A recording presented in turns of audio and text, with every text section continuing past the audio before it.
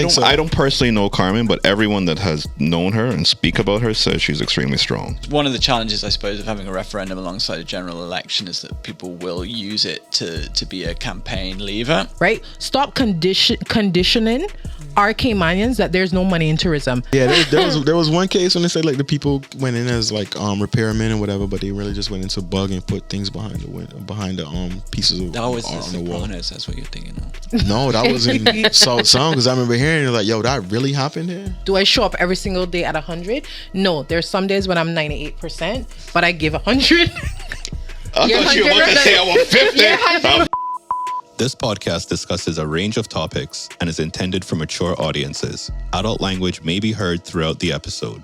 This podcast is for private, non-commercial use. The views and opinions of the cast, the guests, do not necessarily reflect any agency, organization, or company that they work for. Mic check. Welcome to the Linkup podcast, episode 129.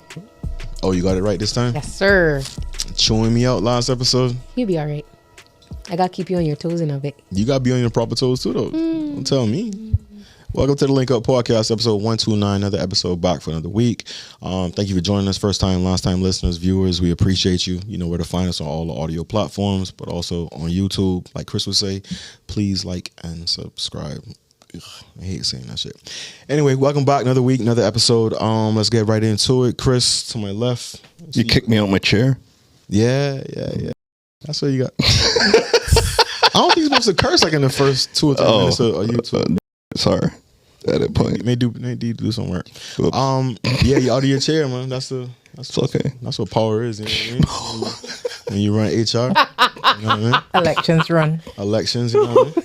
How are you? What's up, man? I'm doing well, man. It's been a good week. MotoGP is back. Formula One's back this weekend. You ready to go Ferrari, Lewis? Oh yeah, for real. F1, yeah, Ferrari, whatever, yeah. I'm Team Lewis. My mic good? Oh, what's up, man? Election nominations day. I was watching the feeds. Did you go to any like events on the weekend, like any conferences or anything like that? Did I go to the conferences? No, boy. Because I know you have like special invite. I know you have like special privileges. You know something funny is I don't even have a suit to wear out there. You don't need to wear a suit? I don't know. Wear your Ferrari red. I had like an old suit, but I haven't put it on in forever. Do you don't own a suit? That's like as a man, you're supposed to have suits. The suit I have wouldn't have been formal enough because the suit I had is like more of a brown. So I don't want to get in trouble like Obama did for wearing a tan suit for the Easter. Yeah, that was funny. All right, so we'll get into that in a little bit. Keisha, how are you? I'm good. How are you? Good to see you. Where you was this weekend? Back to you. You tell them what you were doing this weekend. Yeah, where were you, Chris? Because you didn't come to the thing we were supposed to go to exactly. Together. Yeah. I couldn't. Listen, you keep trying to make my Friday night into this Saturday. I mean, that's when. And then if you want backup, DJ Craig, you can back me up here. Nah. I know that one because when Craig see it, he gonna catch on and be like, no, because he would. You have to just look at his schedule. He would DJing Friday night at the Hive. I know that from promo too. But okay, then. See, he can see. He knows gonna know the light and cover for you. That's what I'm saying. Exactly. Craig one of us. He know what time it is when you call your boy. Hey, where we was last night? We were. Yeah. So you were not where you supposed to be on Saturday night. Yeah. What's that? You didn't come to where you was supposed to be on Saturday. I couldn't make it to that, unfortunately. Yeah, that's what it is. Keisha, how about you? What did we do on Saturday together as a unit, as a group? Yeah, because Chris stood us up. We went to the launch You had other folks that keep unaccompanied though. Like who? Anyway, like I was saying, we went to the launch of K-Fest and we were at the Business of Culture where we got to sit down and listen to 2 different sets of panels, discuss economics in the creative space and then also breaking barriers. What was your biggest takeaway? See, Keisha wasn't paying attention. No, I wasn't. It was so much to take away. But for me personally, that we shouldn't be afraid to just put ourselves on the map. I mean, yeah, we come from a small country, a small community, but like when it comes to like our work and what we're putting out there, we need to focus on excellence. That was one thing that stood out to me. And also we shouldn't sell ourselves short just because it's a small community, put a price tag on our work, make sure that it's excellent, and keep going. Keisha had a spicy take, but she can't say that one. Yeah, she can't really tell us what she wants to tell us. Yeah. Now, that was a good event we went to. We got invited. Shout out to CNCF. Shout out to Patrice, Cassandra. They had 2 different panels. I think it was actually being filmed. So hopefully that will be packaged and sent out for everybody else to watch. They invited creators and influencers and I guess just people in that industry. And I guess somebody felt it was appropriate for us to be there as well. So definitely thank you to them. Thank you to everybody that attended. And hopefully some good information will come out in time. I love feeling good about it too, though. I mean, it was the first one, I think. So hopefully they'll continue to do that as the years go on. But I think I left a little motivated because you do see the industry in Cayman changing. Yeah, and growing. Oh, you wanted to grind, get out there, hit the pavement. A little bit. I mean, but because they were talking about like Gordon, for example, back in the day with Gordon Solomon, Randy, and those guys. Like you couldn't really live off of art in Cayman, and I don't think that's necessarily the case today. I mean, it's improving. We did cost of living is still high, but we did talk about exchanging art for CUC bills. Yeah, I don't know how that's gonna work, but yeah, take it to the counter and see what you can. Yeah, I have this beautiful piece. It's called. Wait, banana, now, Chris, you're getting ahead of yourself. Yeah. I mean, I know I told you to price your work, but come on now. Roll it back. I want to introduce 2 guests that have decided to join us. Brave the couch. Ladies first. I want to say so much about you right now, but I'm trying to be respectful and polite because I know you're going by. No, not in a bad way. I just mean because she's like a politician and she's in here chilling like, and she's a business owner. She's a law student. She ran condos on 7 Mile Beach. She has like 1,001 jobs. She's a licensed plumber now. Apprentice, yeah. Yeah, so I want to give her respect. My shout out to Miss Kim Conolly. Yes, thank you. Welcome to the pod. Standing He's too cool to ovation clap. whilst you're sitting. Yeah, for sure. I've been invited before and things just didn't work out, so I'm actually happy to be here and sharing the 129. Yeah, that's right. Yeah, 129 because Keisha. Yeah. Anyway, but also to the Wick. Shout out to when Keisha walked in and y'all had like a little moment. Y'all recognized each other. Yeah. So she bought candles from you as well. The Wick. Is that still a thing? You still doing your thing with candles? So the Wick is 10 years this year. Okay, congrats. Thank you so much. It has gone through one of the most challenging times. So it being a registered company, being in tourism during COVID, it was very, very difficult, to meet things that weren't important financially. And so unfortunately, the Wick was one of those things. So it was struck from the record. Okay. And so I'm working so hard to get it back. I've went through some challenges, but I think we're at the finish line where that's concerned. And so one of the things that we're doing for our 10-year is we've launched a scholarship, the Last Tortugas Scholarship Award, and that's out and it's active with the deadline April 1. So anyone that's Caymanian pursuing the tertiary education, please apply. It's currently at 4,000, but I'm brainstorming on how to possibly double that because, persons need assistance and that's what we're here for as entrepreneurs.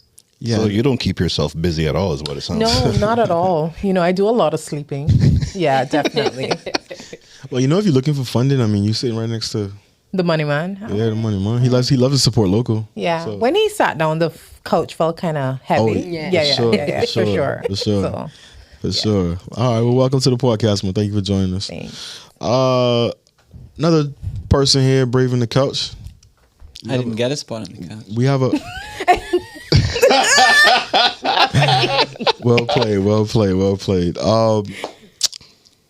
I have a long history with you, man. You're supposed to be a part of the pod from years ago. Journalist extraordinaire, writing these wonderful articles for the Compass, doing a lot of deep dives onto serious topical issues, social issues.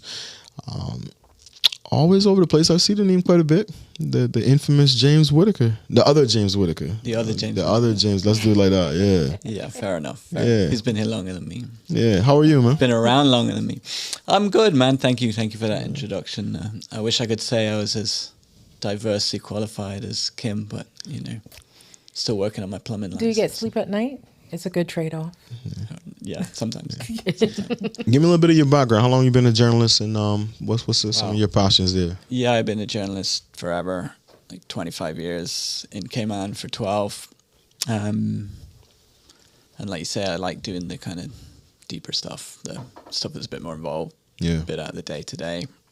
Although today was obviously Getting the hands dirty. Yeah, getting out, talking to people. Going in the dumpster, going dumpster diving, looking for the papers that get dashed away. Yeah, a little bit of that. Yeah, that's where the real secrets are, huh? Papers. What are some of the most, I guess, things close to your heart that you worked on in recent times? Because those articles recently in the papers, you only get a paper once a week, no Fridays. But I see you guys do like 2 or 3, like a big I won't say editorial, but like a main feature on social issues and stuff like that. Yeah, Healthcare. so I've done a lot over the years on housing, and that's been the sort of.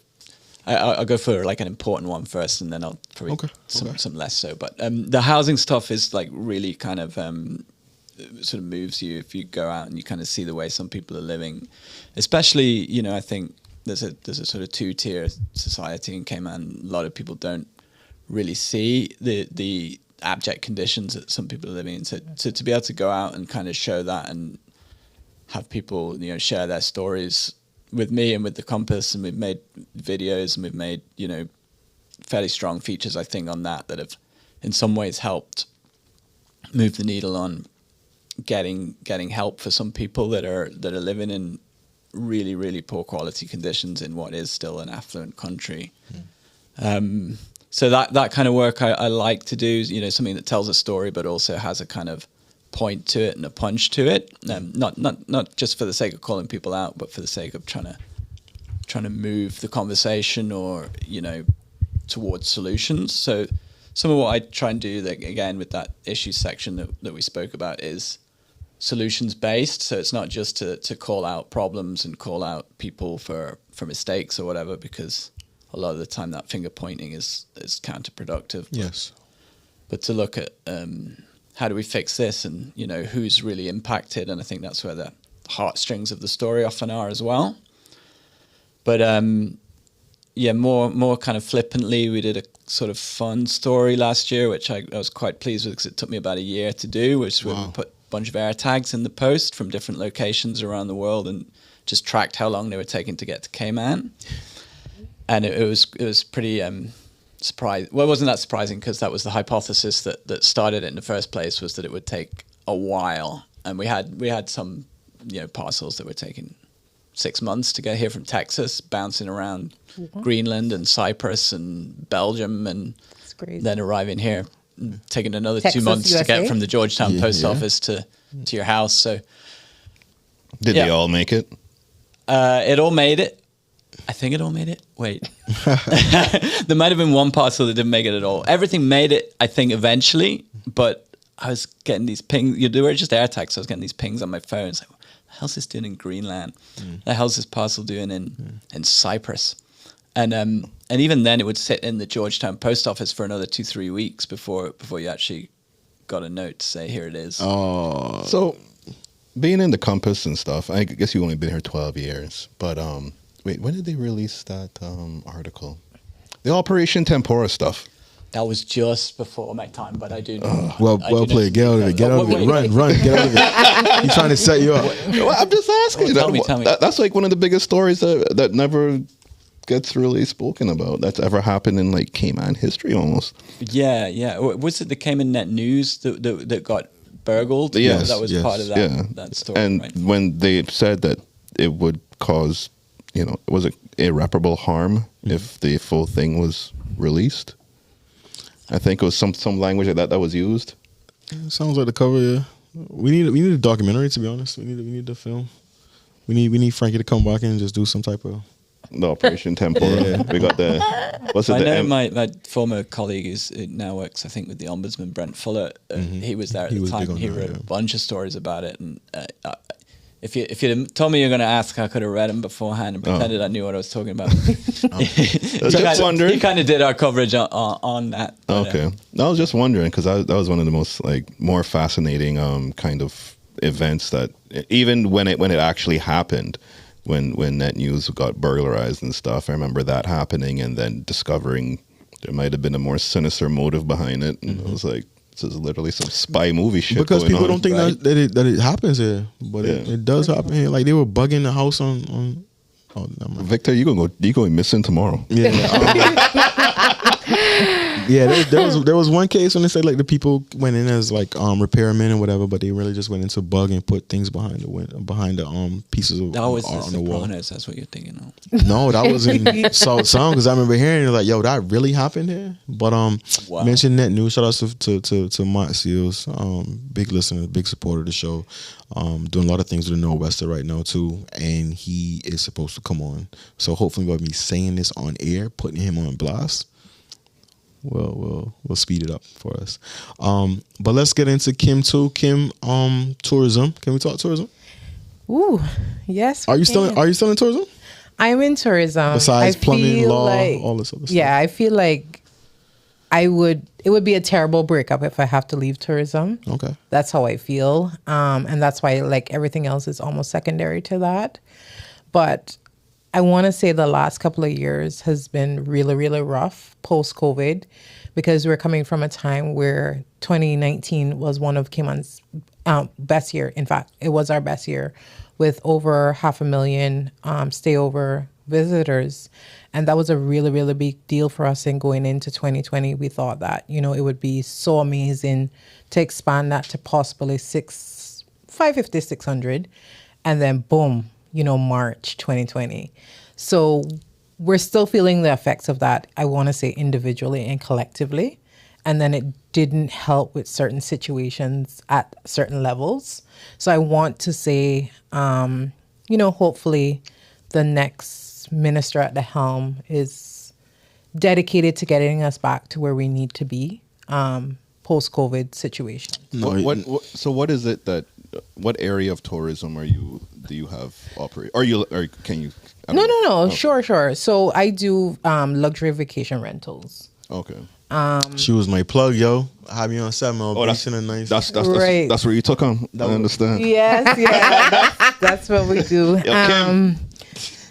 But no, the that balcony. is definitely something that I'm proud of. I was actually reflecting on, this is sweet 16 years of doing that. Wow. Oh. And you don't have a lot of Caymanians. I mean, you have some, but you really don't have a majority of Caymanians wanting to work late, wanting to work holidays, weekends, doing what is necessary, which is quite unfortunate because it is very rewarding to see families come back time and time again and say, I love Cayman. I just love interacting with you. I love hearing stories. I was driving some guests today when I was telling them about the home of democracy. And that's something that they're like, we only hear about Stingray City. And I was like, well, if that's what being sold, that's the only thing you're going to buy, at the checkout counter. Damn. But we have so much bar. things that we can provide. And so when we have these, TikTokers coming up now and saying all these things about Cayman, a 4 out of 10 girl buy, the truth is, we are for everyone because there is something here for everyone. You just need to know what you're looking for. Okay. We not a crazy party scene, but at the same time, do we want to be a crazy party scene? We have situations where you can go. If you want to party, come when there's the festivals or, everything happening. Sink your time in Cayman up to that because it does get wassy out there, Okay. but... Chris know about that. The last thing we need is a spring break crowd. We don't need that that. typical spring break crowd, right? We don't need that. And even I see places like Mexico, they're actually outpricing those kind of people because they don't want that experience for their destination. Yeah. And so why would Cayman want that? You started to mention a little bit about things that took place or didn't take place as to why we were having some sort of decline. Right. Can you elaborate on that? So I know I've said this before, but I feel like we have moved what should be a marketing agency to a travel agency. And what I say by that is all of a sudden, everybody's traveling within the ministry, within the department in an effort to promote us. We don't need to necessarily travel to promote Cayman. We need people to come and travel here. And so they have that I remember reading that persons are more inclined to open like a TripAdvisor to do a negative review than a positive review. Mm-hmm. And so we need to focus on ensuring that they have a decent time when they're in Cayman, you know, different experiences. I remember some years ago, somebody nicknamed me the Booking Ninja. And it's because I had an itinerary, and trust me, Stingray City was not on it. Because when they were finished seeing, you know, the sanctuaries, Pirate Sanctuary, like I said, I will always be for the home of democracy, which is Pedro, because it has such rich history. Mm-hmm. It's about a 10-minute tour if you do that, you know, with the video, maybe 20, half an hour at the most. But it's how you feel when you're there. Mm-hmm. And it's such immense pride. And that is something that, you know, we don't boast about. We don't boast about it, you know, as much as we should. Sorry. And even now where you have, and this is post-COVID, where you're just dumping everybody on the 7 Mile beach, and that's creating, you know, issues with the drugs and the overcrowding and all this stuff. We need to move away and put things in place where they're getting authentic experiences. So you're going to tell me that in 6 hours on shore, you can't take them, you know, to Miss Vivian's and get them a plate or something, you know, stop somewhere, take 2 pictures and bring them back to town. You have to dump them for, you know, $10 a head at the public beach. That doesn't give us a good review of Cayman. Okay. And then how do you convert them to overnight so that, you know, you're taking that $50 spend to $800 spend per person? Yeah. I just think that we need more focus on authentic experiences where Cayman is concerned. Okay. James, you all right, James? Yeah, sorry. Sorry. No, don't come to the podcast and pass out, okay? Yeah, no. We don't have that kind of insurance. I wanted to say real quick, from a tourism standpoint, you guys have done some things on tourism as of late too, with the Compass and your reporting as well. Yeah, I mean, we're I guess it's a beat that we're always kind of writing about on some level in the background, and the cruise debate's going to come up again, obviously, with the this little thing called the cruise port. Yeah, I mean, the referendum. It sort of like feels a bit like the groundhog election almost, because how many times has cruise and the landfill been issues of debate before an election? But and Georgetown as well. We wrote about pretty recently the revitalization of Georgetown, and that's, I guess, contingent to a degree. That's not the word I would use, but okay. Well, I think that was the point of the story. I guess it was like for sure. Revitalization had become kind of a ironic word. It's starting to look better though. It takes time. Do you guys? I don't want it looking better. Is it functional? It's not functional. It's not finishes yet. Well, all I can say, I mean, we did promising. We did get stuck into that pretty deep, and a lot of the businesses down there were kind of saying they felt like it's going to look nicer when it's done if they're still there to enjoy it, because they're not dealing with the fundamental problem of parking. Right. Yeah. They lost several spots, they did the complete opposite. Now, but I'm gonna shoot them some bail, because I think some of the businesses are using it as a cop out. Some of the businesses. I'm not talking about your mom. You don't support local, bro. Nah, but we need to have a real conversation. Certain restaurants was not closing because of a lane being closed and there was construction going on. Some of those restaurants, you know, were overpriced, never had parking to begin with. It's a business model decision. It's not necessarily because of this. Well, I think you might have a point there, and I'm talking about all businesses. I'm talking about certain ones, because I saw some of the ones that were listed, and it's like you can never get there. It's a walking. It's a walk up business. But shouldn't the revitalization be helping with that, not to going the other way around? Foot traffic, right? Yeah, when we get the revitalization finished. Yeah. But if you were struggling before and during COVID, you can't use me now as a reason to say, "Yo, this is why my business is closed." I stand with those businesses. You should. You have that opinion. You should.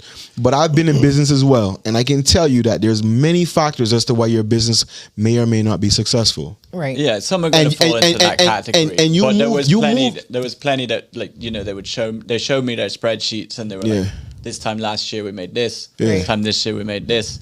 Here's one woman got her security camera footage out, and she said, look, the construction workers all parked in front my store. And that's a major problem. I would never knock that. That's a major problem. So, but when you move into town, you move into Creda's Copper Kettle area business, you're already begging for it because it was a reason why she didn't do well there after a certain amount of years. Well, they upped the rent on her. But also too cost of living and the cost of doing business.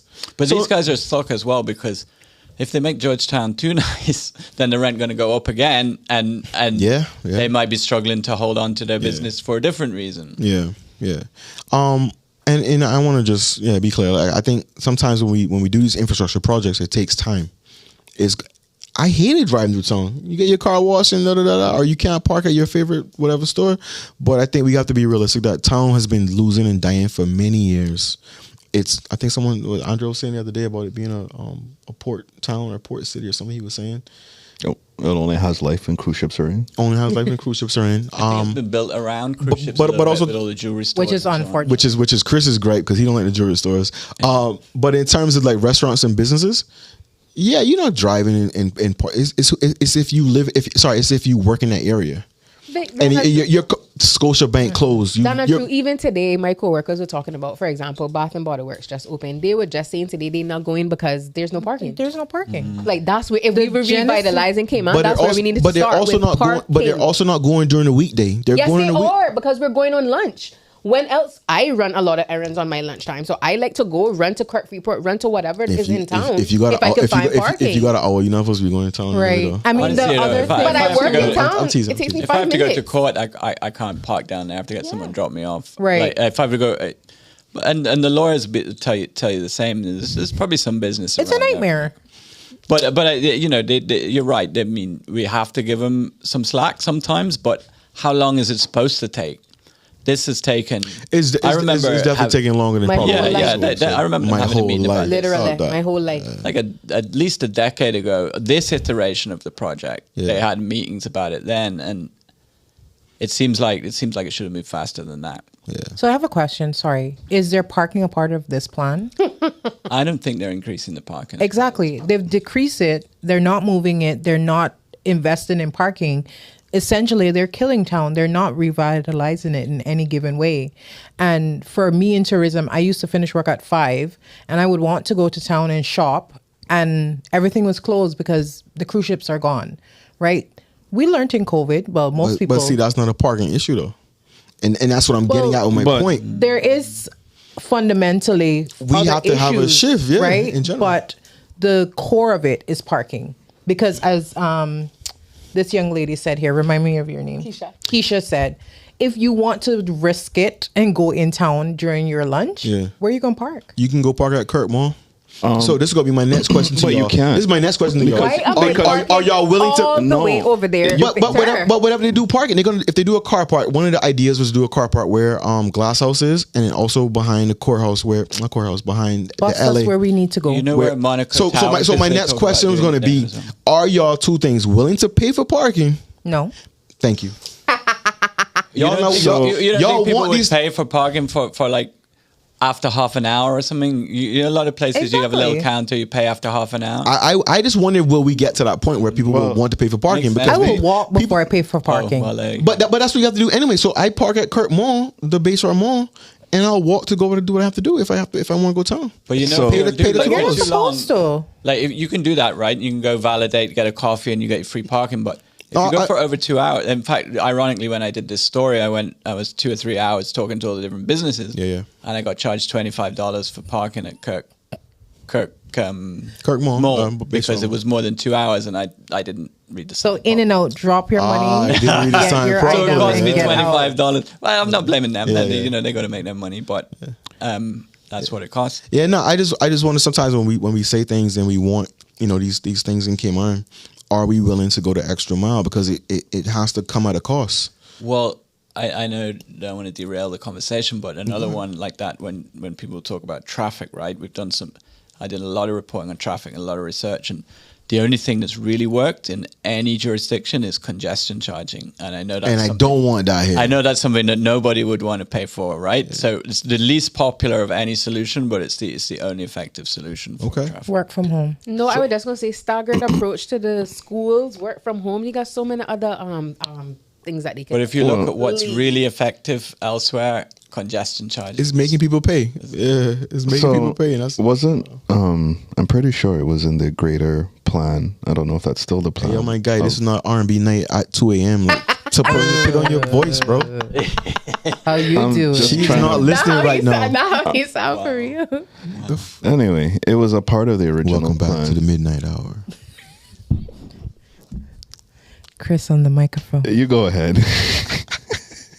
He just teasing. Go ahead, Chris. Oh my God. So as I was saying, I forgot the fuck I was going to say.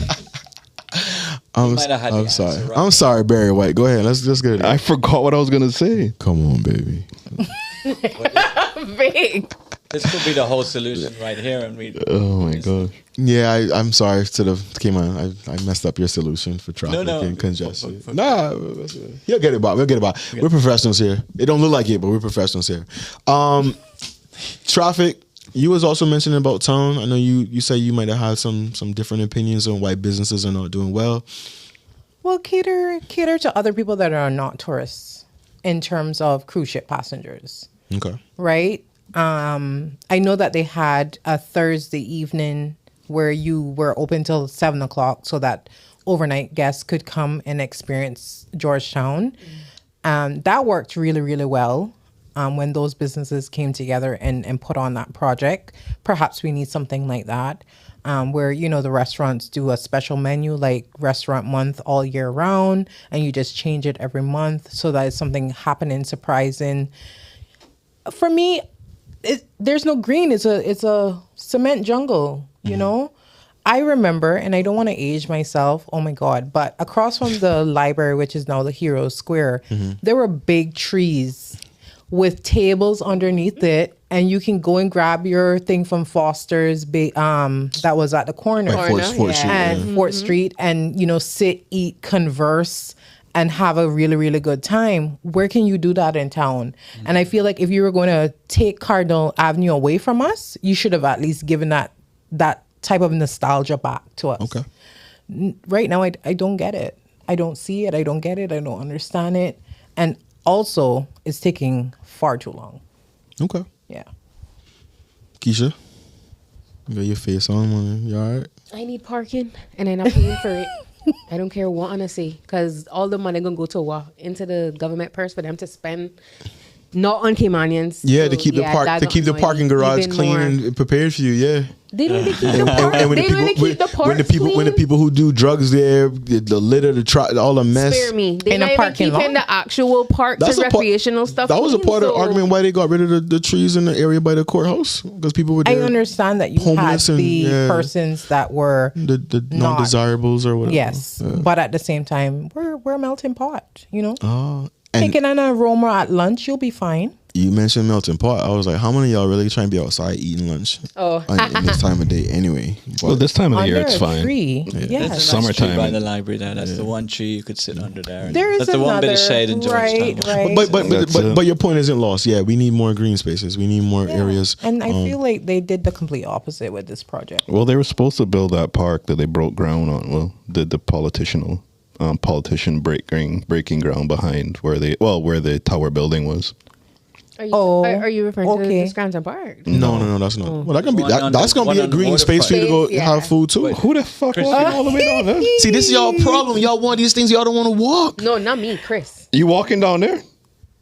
You're not here, Chris. I mean, you're not here. Big Park by Bay Door and walk. No. I'm actually very close to the Scranton Park, so yeah, I can go there. But, that's true. Yeah. But in terms of tower building, that was an idea for one of the parks. I guess that's off the table now because you have Scranton Park. But y'all have to. I'm just saying, y'all have to give up something. Well, y'all gotta either pay for parking or y'all gonna have to walk, or you gonna have no parking. The tower building site has to turn into something. Yeah, and something quick because it's just sitting there.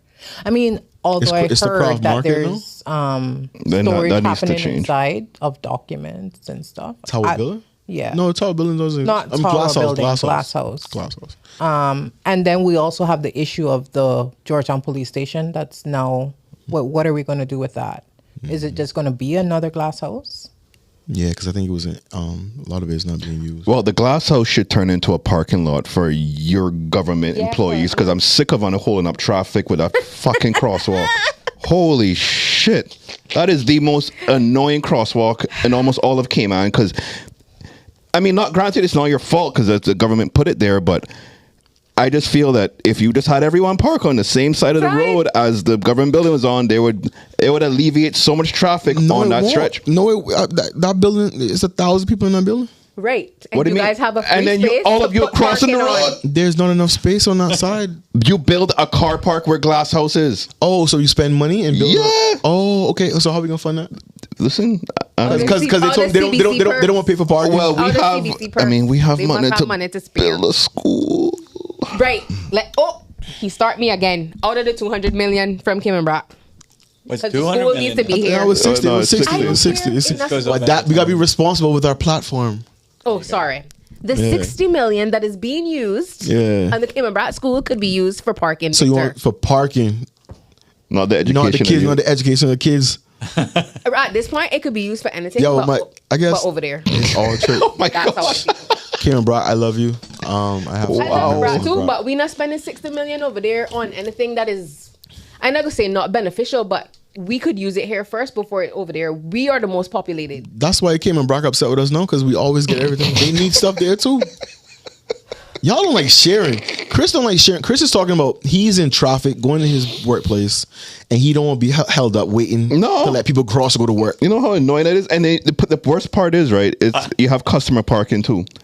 And then every once in a while, you obviously get Miss So-and-so with her walker that going across there. Damn. So, You know, I hate do not like to discrimination? be talked about right in front of my face because I do take my time and cross because I want to ensure that people are seeing me coming. Yeah, you look nice too. Like you got your green and all that too. You don't push the button for the lights on? Actually, I don't because You see, no, you're part of the other problem No, now. I'm not. Push the button. I am a pedestrian and I am the signal. No. I've never seen a car in the hospital. So That's what I'm saying, yo. But I do agree with that too though. People need to like kind of have some consideration when they're coming out to the crosswalk. Yo, they Like- just They'll just watch be someone get walking up and and just just turn turn hop left. back on. Yeah, so I'm like when I'm approaching, I'll be like, yo, cars go before I press the button because you doing 30, 40 or whatever, and you can't stop automatically. Yeah, man. There's a law against that. Law against what? Stopping at the Not stopping. No, I know, but I'm saying I'm approaching it. I haven't pressed the button yet or no, not. And they're coming. I'm like, yo, just go ahead. And I mean, I'll generally, wait. the rule is that if you're past the little red The markers. ICATs, the markers, that you continue going, and if you're behind the red markers, then you stop. Okay, that's fair. That's what I learned when I was driving. That's Oh, a long difficult time for ago, somebody Chris. like me that just keeps walking. Yeah, if You there's part somebody of- in you the part of the way. problem. So you want them to that's a say- good rule. So you want them to say, "I wish you would hit me." I'm quite insured, thank you. she said she is the signal. That's She crazy. knows you'll stop eventually. Right? Grounded. Let's talk viewpoints. Uh-oh. Viewpoints making the news this week.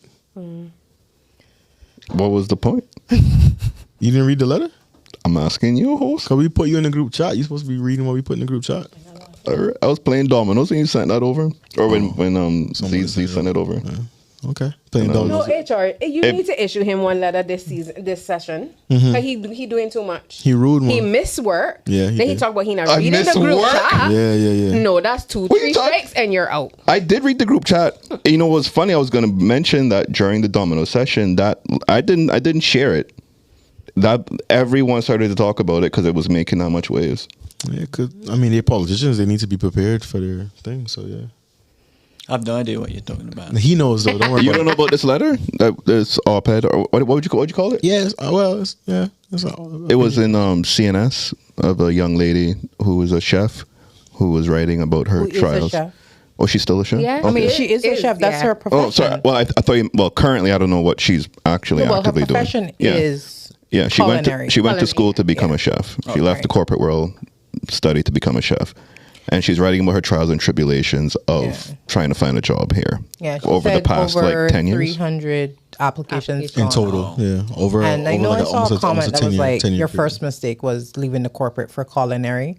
And it's very difficult Damn. when we say follow our dreams, follow our hearts, and most of our dreams and hearts are not in corporate.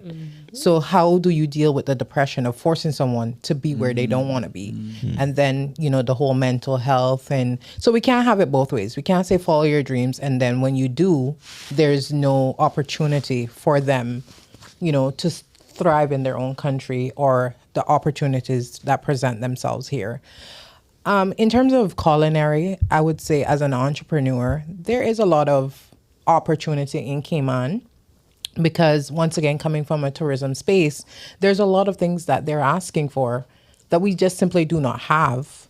And if we have it, it's like uber expensive just because you're trying to market to, you know, get rich overnight kind of thing. Yeah. So, I mean, my advice to the Viewpoint author is to continue to follow your dreams. It does get lonely. It does get difficult. It's unfortunate that that's your experience, but it's also not unique. And she's now seeing that now that she's shared it. And a lot of people like that. What about me? What about me? You know, what about what I face? And, you know, all kinds of different aspects of things. But, you know, being plain devil's advocate, there's also multiple sides To a story. to our story. And we can't take that away from the process, right? And it's very difficult to speak on a whole entire picture without the whole entire story. 100%. Now, I support her views because, you know, we've seen them or we've experienced them as locals. And it shouldn't be the way that it is. And it is unfortunate that it is the way it is. But a lot of times, especially with today being nomination day, and we now know who's, you know, the 60 or however many they are running, everybody know what the issues is in Cayman, you know? So don't ask me what the issues are. Come to me solutioned. Right? You cannot come to my door and say, what are some of the issues that you're facing? Do you not live here? Do you not read the news? Do you not read the room? Are you tone deaf? But some of them new though, and Kim, they just learning themselves. No. It's even if you're learning yourself, Victor. This their first week being a politician? No. Even if you're learning yourself, right? Sorry. You don't. Electrical cars are new, so you must have had a gas car at some point. Okay. It's ridiculous. Okay. Right? You live somewhere. Is it fully paid for? So that means you don't deal with the interest rate fluctuating. That's insane. You don't have family. Nobody cries to you. Nobody tells you their problems. So you live under a rock? Oh, we are the rock. Come on. Aye. Some of them came from under the rocks today for nomination. we'll talk about that in a minute. Yeah, for sure. But yeah, no, shout out to Miss Tamisha Haylock. She wrote an opinion piece over to CNS in the Viewpoint section where, you know, she's detailing that, you know, I think I want to say, oh gosh, I want to get it wrong date, but she came back in 2016 with a degree in culinary arts. A decade next year. Yeah, and a minor in event management, I want to say. And planning, event management. She's detailed. One thing about it, she called names. She called the hotels. She called the businesses. One business in particular, She just didn't give us dates and time, stamp it. Wow. One of the businesses you mentioned too, which is done quite a bit, where when you go for a job and they want you to do some sort of assignment presentation. Oh yeah. How would you solve this issue? And then she didn't get the job. I think it was in that particular instance, it was a discrepancy over money and that kind of thing. But she felt as if her ideas were being used after the fact, and that's a real thing. Do we need to go into these interviews with a non-disclosure? Sign this. I got a feeling they might not take it. That's what a lot of the but that's I think that's becoming quite common now in a lot of these marketing interviews, is where they ask the candidates to go away and well, you think maybe they don't even have a job, they're just like, let's try get some ideas, see how we can got this forward. Yeah, so market research, having that thing about like, this is my property, intellectual property, which is ideas of the mind. I mean, I don't know. I don't know what the legal argument. That's an interesting one. We might have to talk about that. Because who knows, if 5 different people didn't come up with the same idea, it might not have been super original. Well, the point is, if 5 people secure and safeguard their ideas, the company can't use them with at least hiring one of the 5. Right. Because I mean, if either one of them are Caymanians, But if you came to Caymanian me has for benefited. a newspaper interview and you say, "Hey, let's do a story on the election," and then That's not a fresh the idea. next week yeah. I done a story on the election. And you're like, No. well, I you think stole my in idea. these situations, it's very specific because I can tell you, I went to an interview and they said, "Oh, if you're hired, what would you do different?" And I gave line by line by line by line an example. And I'm in tourism. They know I was going to see it because it is what it is. And they implemented it. And you know what I did? I emailed right away. I said, it's rather unfortunate that you could not hire me, but you put forth my ideas. Good job. What did they say? I got a thumbs up. Oh wow! Yes. And I still have that message today. Actually, I went back and looked for it and screenshot it and put it on IG when when I read her thing. Because I mean, at the end of the day, if someone else gave you that idea, it would have been implemented. Or if you thought about it yourself, hello, is this mic on? It would have been implemented already. Yeah, that's serious. She did the corporate cussing out. It is rather unfortunate. As per my last email. Right, exactly. Right. That's when you're getting really aggressive. Right. She mentioned the recruiting agencies as well too. And I've seen stories, I've experienced that too, where the communication just stops. It stops. Let me raise my hand in the classroom, in the pod.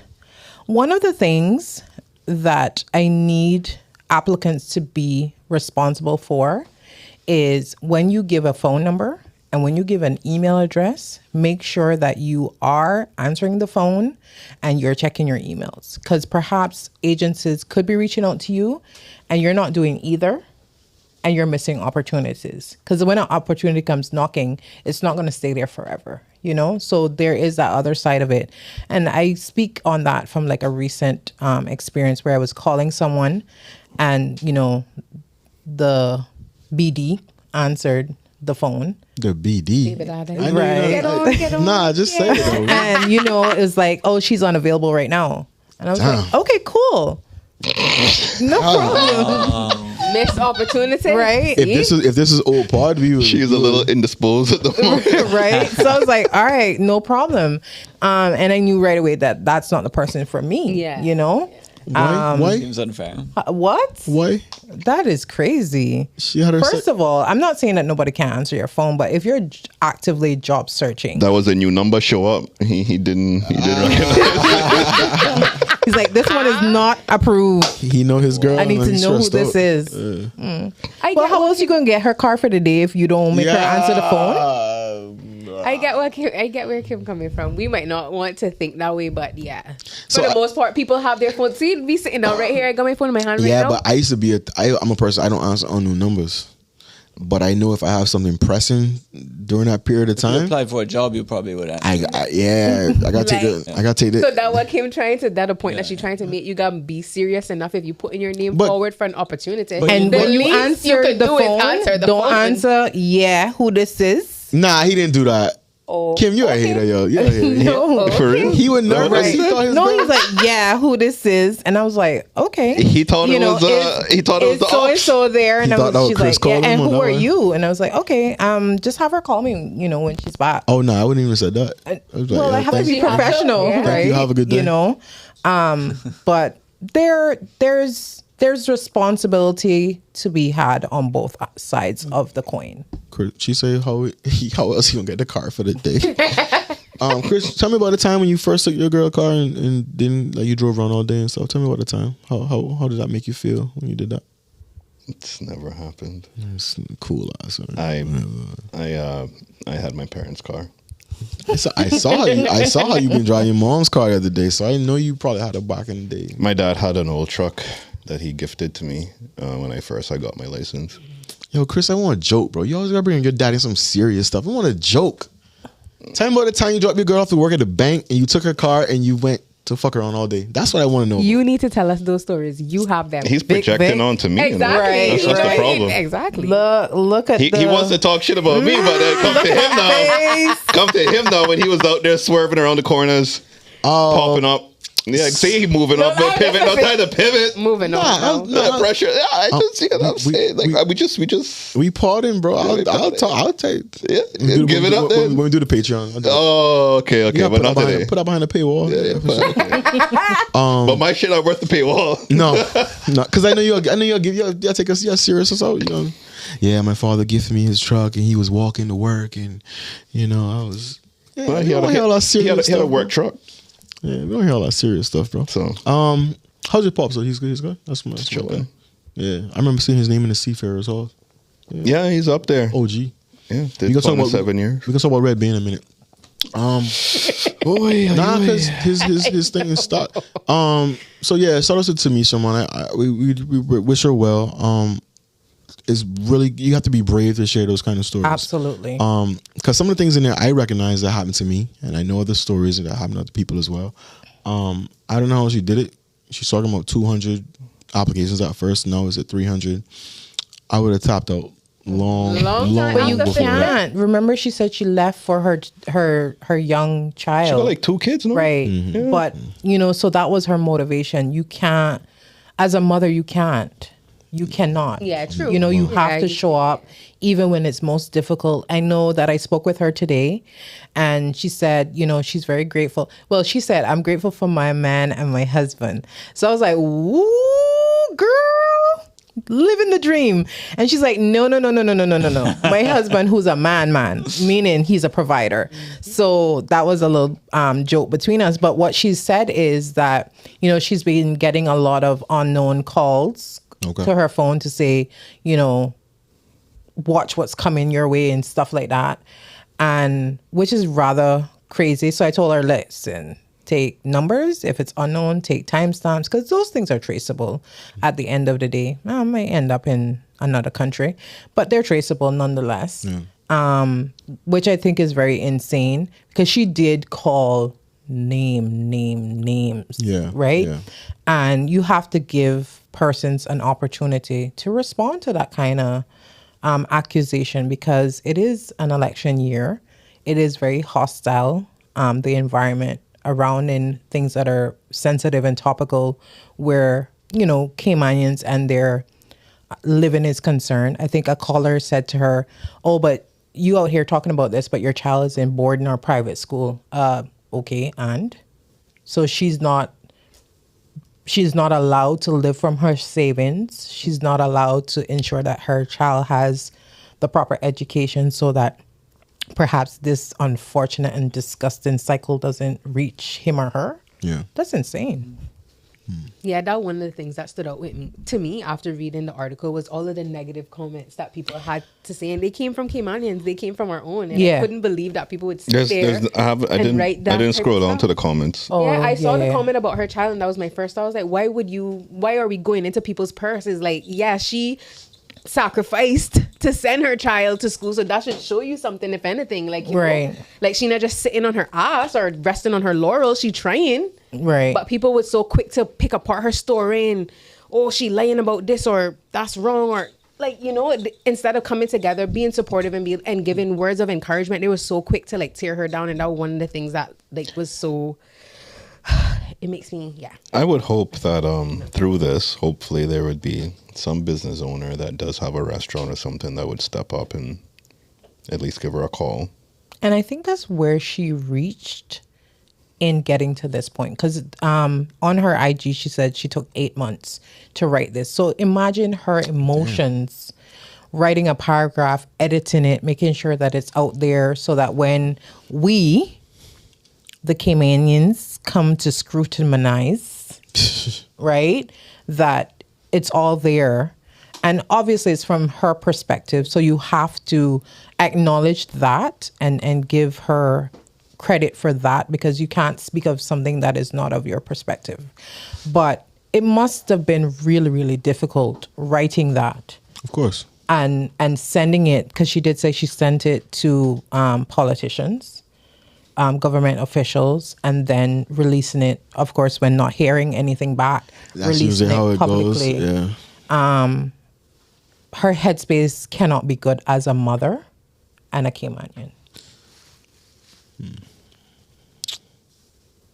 and you feel the somber mood in this room right now because I know, Vic, you're a dad, you know? Sometimes, Yeah.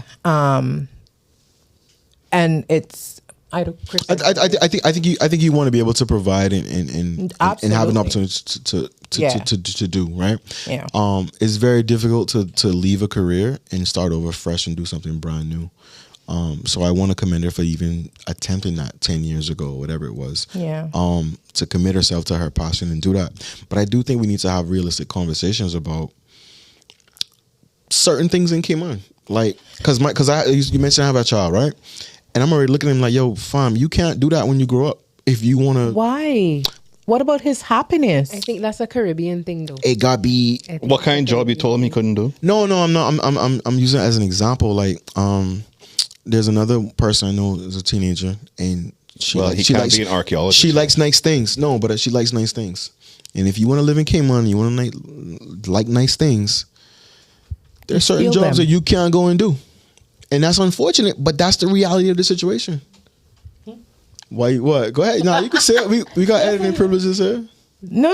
I said it, but nobody heard me. Oh, I didn't hear you, boy. You said when he said you like nice things, I said, what are you supposed to do? I said, you steal them. No. That's a crime by the penal code, people. Yeah. Don't do that. You're going to have James reporting on you. Right. No. That's the serious side of this, right? Is that, you know, but that's exactly what happens. That's how it ends up for some people, right? When you cannot gain, when you close off opportunity to people en masse, correctly so. That can be the result. Exactly. And I asked the question, not to cut you, James, but I asked the question: if that is a functioning member of society that cannot see her way, what about those that we're trying to rehabilitate? We expect from other ones, yeah, right, yeah, and it's really difficult for those people coming out of prison is what you're talking about. Right. And we've done some reporting on that as well. And it's, if you think of the cost of living in Cayman, you think of people struggling, with reasonable jobs. Imagine coming out of prison without the support network that some of the rest of us have, with families and things like that. What are the businesses that are most likely to give prisoners an opportunity? Well, I think gas stations.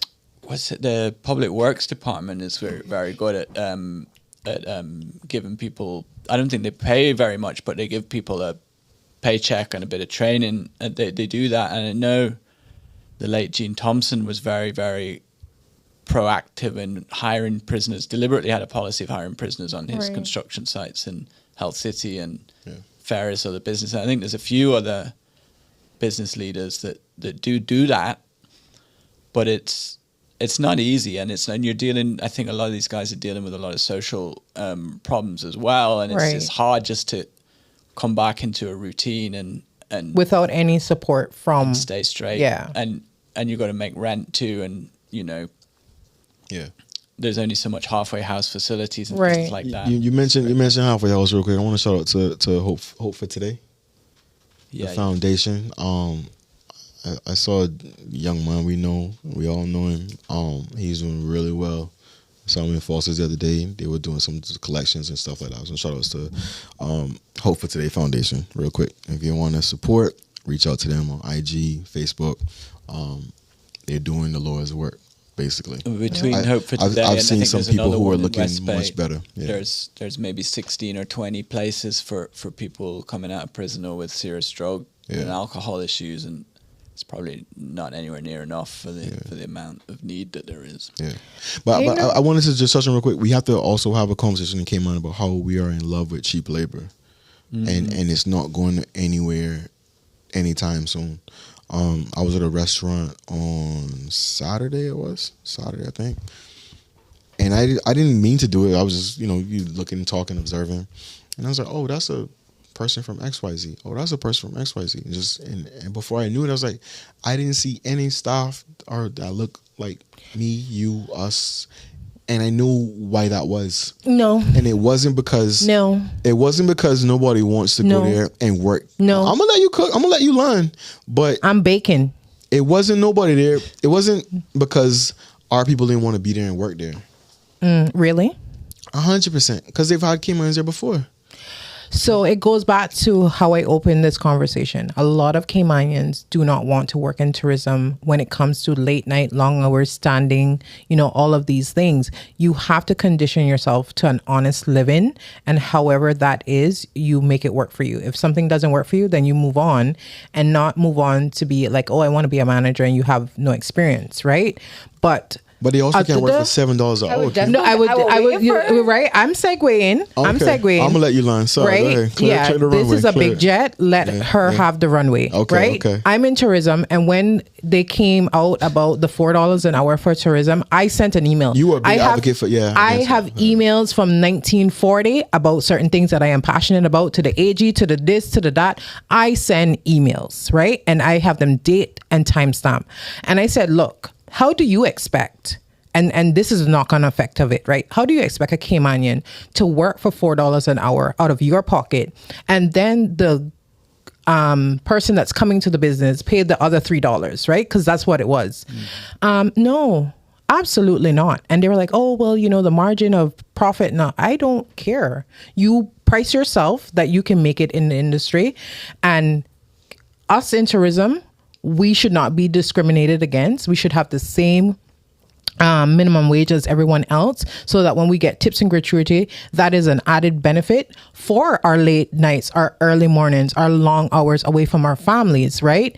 And the other flip side of that is, when I take and when I say I said people in the tourism industry, when they take what almost equates to more than what someone makes in corporate to the bank, they're like, oh, well, the risks, the this, the that. No, because that's pensionable.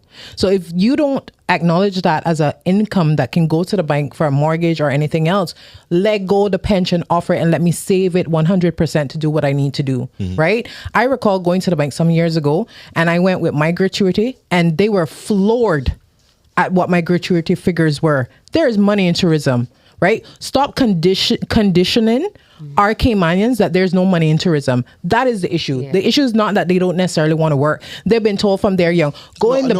I didn't say they didn't want to work. No. Go in the bank. I mean, work in the industry. Okay. Go in the bank. Go in the AC. You'll get a land loan. You get a car loan. You get all these things. Let them work an honest living. Period. If that's where it needs to be, then that's where it needs to be. Yeah. In terms of, if you see yourself wanting 75 to 80K per, you go out and you fix yourself in a position to make that, right? You can start at the bottom and make your way to the top. If you remember, a lot of Caymanians, they went straight out of school into a clerical position, and then before long, they're in the management post off of experience alone. Yeah, but that was a different era. No. I agree that that's a different time, but acknowledge that it's a different time, that you can't go in and just say, oh, pick me because I've been here 20 years. No. Okay. Go and educate yourself. Go and do a little course. Go do this. Go do that. If you find that you're passionate about something, work your 9 to 5 and then make your 5 to 9 make you happy, wealthy, whatever the case is.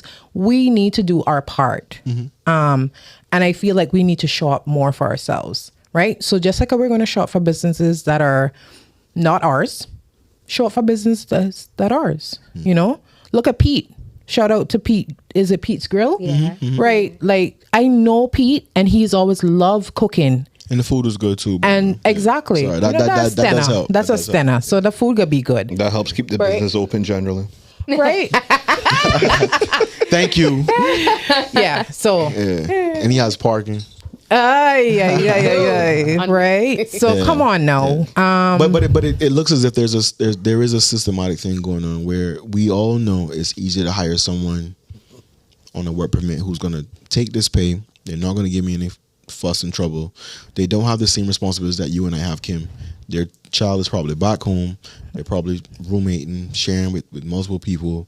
Their expenses are less. I get that. They don't have mom, dad here paying CUC, helping them out. Right. So that's something that goes back to the immigration reform. Hello, is this mic on? I might get in trouble. Victor, when you had a business on Walker's Road. Yes, sir.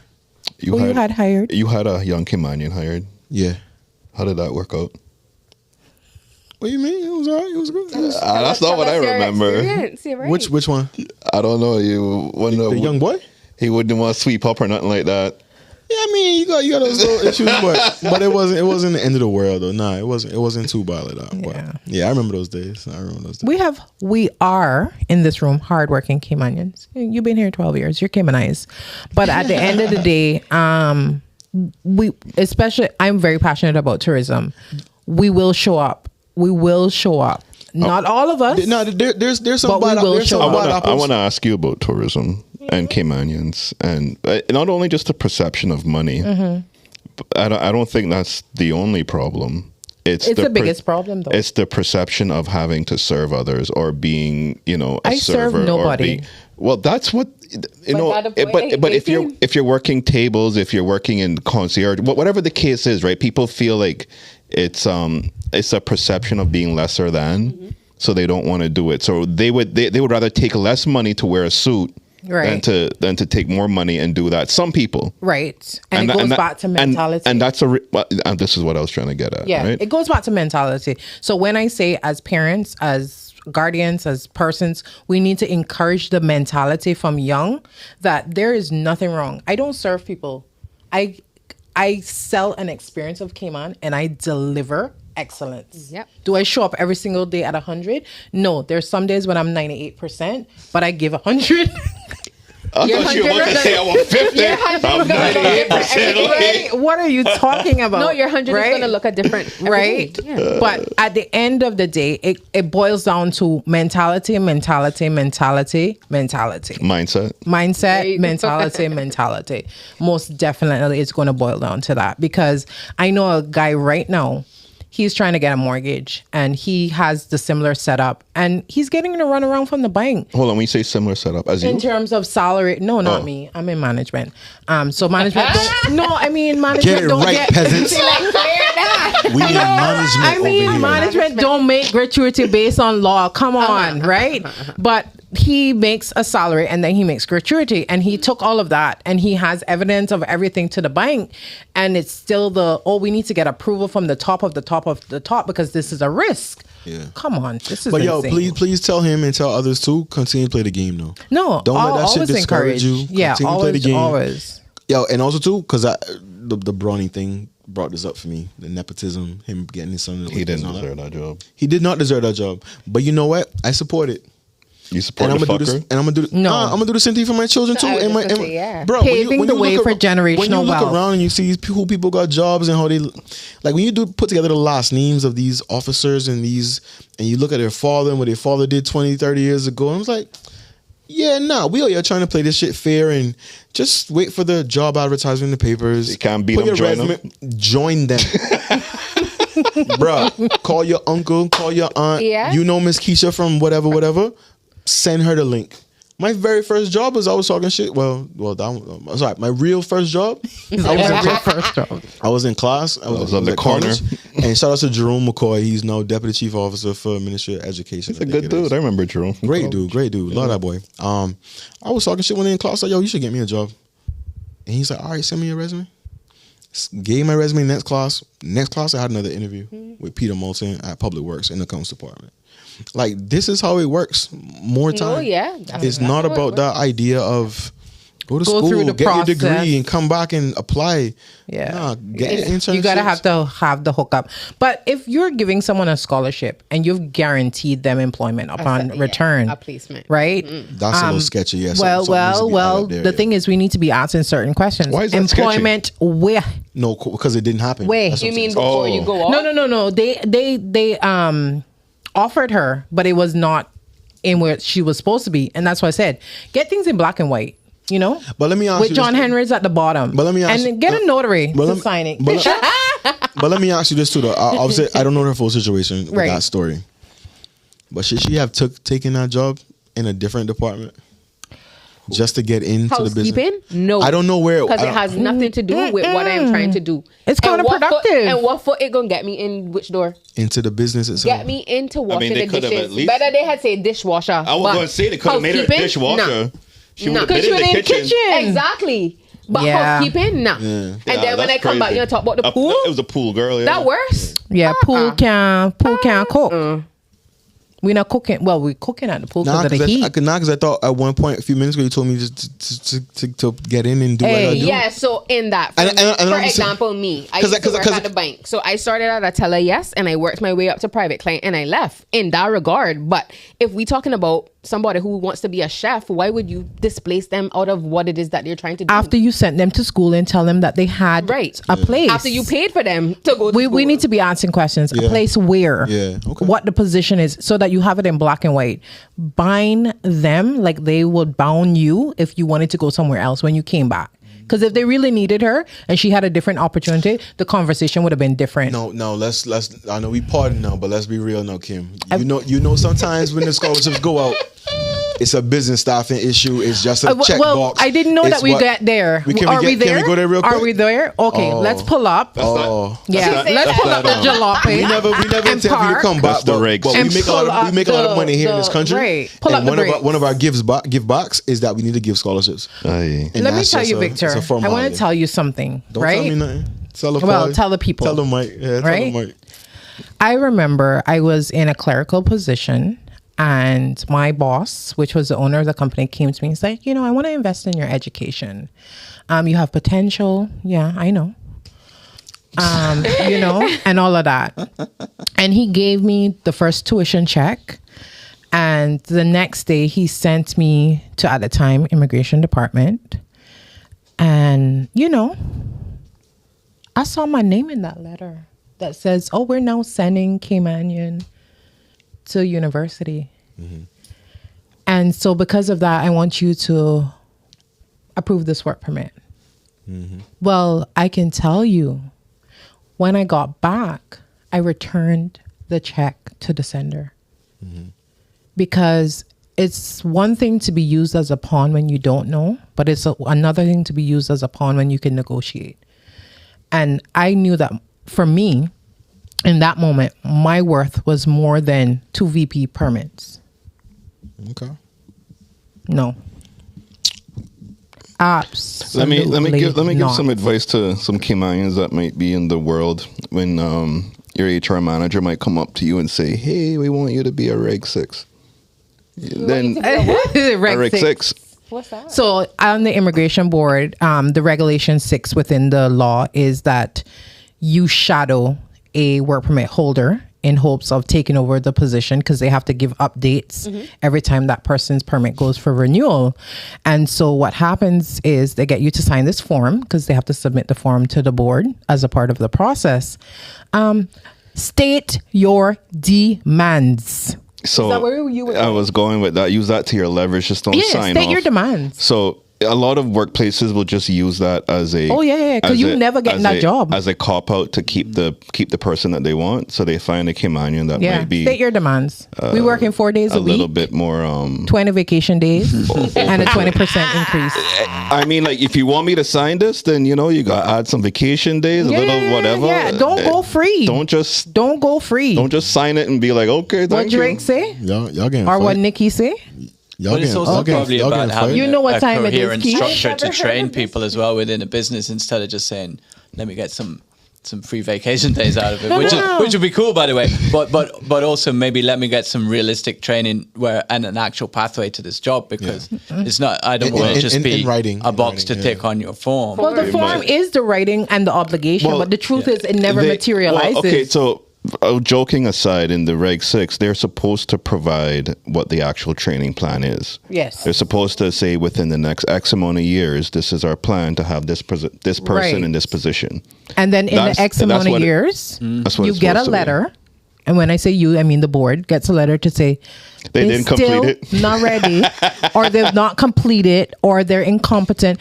Y'all don't know these people. But you're a business owner too, right? So how difficult is it to manage a business and be kind of having a kind of in-house training education system at the same time? I think that's one of the challenges. That talking to you. Talking to you. I don't have any Reg 6 position. Would probably have a challenge with that. The point is, James, that from a regulation, literally perspective, where the Reg 6 is concerned, there needs to be more of an accountability factor. Enforcement. Right? Enforcement factor. So if you tell me in 2 years, realistically, this person can learn this person's job, then in 2 years, you ain't getting no more permits for that position, no matter what you call it. Okay. And I can guarantee you, if we put our foot down at that level, that person will have that job. And maybe less than 2. It's a game. It's a game.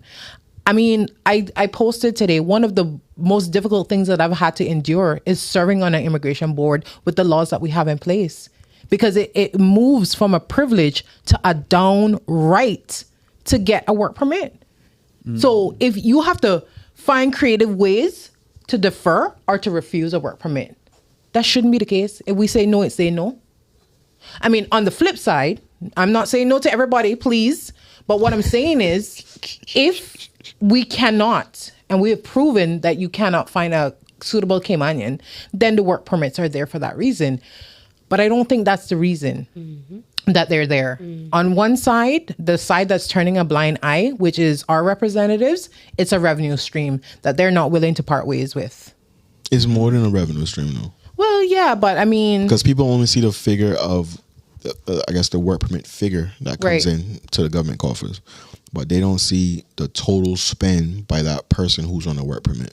What's the total spend? I don't know what that number is, but that person has a rental. That person is going to Fosters. No. Go back to Chris's point. They all in one house. Nah. I'm not gonna do that.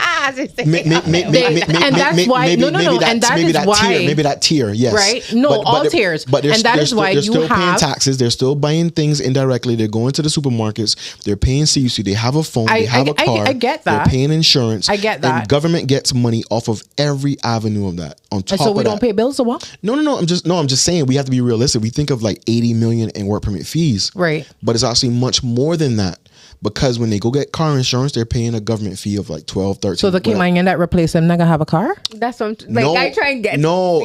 I guess what I'm saying is that you stuttering. Usher? Pause. That was Joe. Joe made the song Stutter. Good one though. No, at the end of the day, and what I'm saying is that we need people in the Cayman Islands to pay these taxes. I didn't say that. No, but I think that's what people are forgetting when they say about a work permit. No, balance. It's not. We gotta balance it out. Yeah, but also too, you have, let's say, what is it? What's the number? Last number? 30,000 Caymanians. Thereabouts. Or just about under that, right? If you were to remove 30,000 people from Cayman, Cayman comes to a stop. You think so? Well, it depends on which 30 you move. I'm talking about the work permit holders. The services that we have, the revenue that we're bringing in. The economy that we have now, we can't survive with. Yeah. I mean, no, but it shouldn't be that way. It shouldn't. A lot of the things that shouldn't be that way. Wait. But Keisha, I have a question. How else could it be? We don't pay direct taxes. Well, I would just say, are we willing? Not only that, but we don't populate. Y'all not willing to fucking walk and pay parking, right? Are we willing to say, if the government realistically says, "Oh, we're going to cut 30,000 work permits for the next 4 years," right? Because that's the point of promise. Are you willing to pay an increase of duties? She would not pay parking. No, I would rather walk, right? No, but stick a pin. Before we even get to all of that, we first need to educate our people to a point to where the expats are so that they can be able to take over these roles when you send them. But it's still not enough. It's a quantity issue as well, though. What do you mean quantity issue?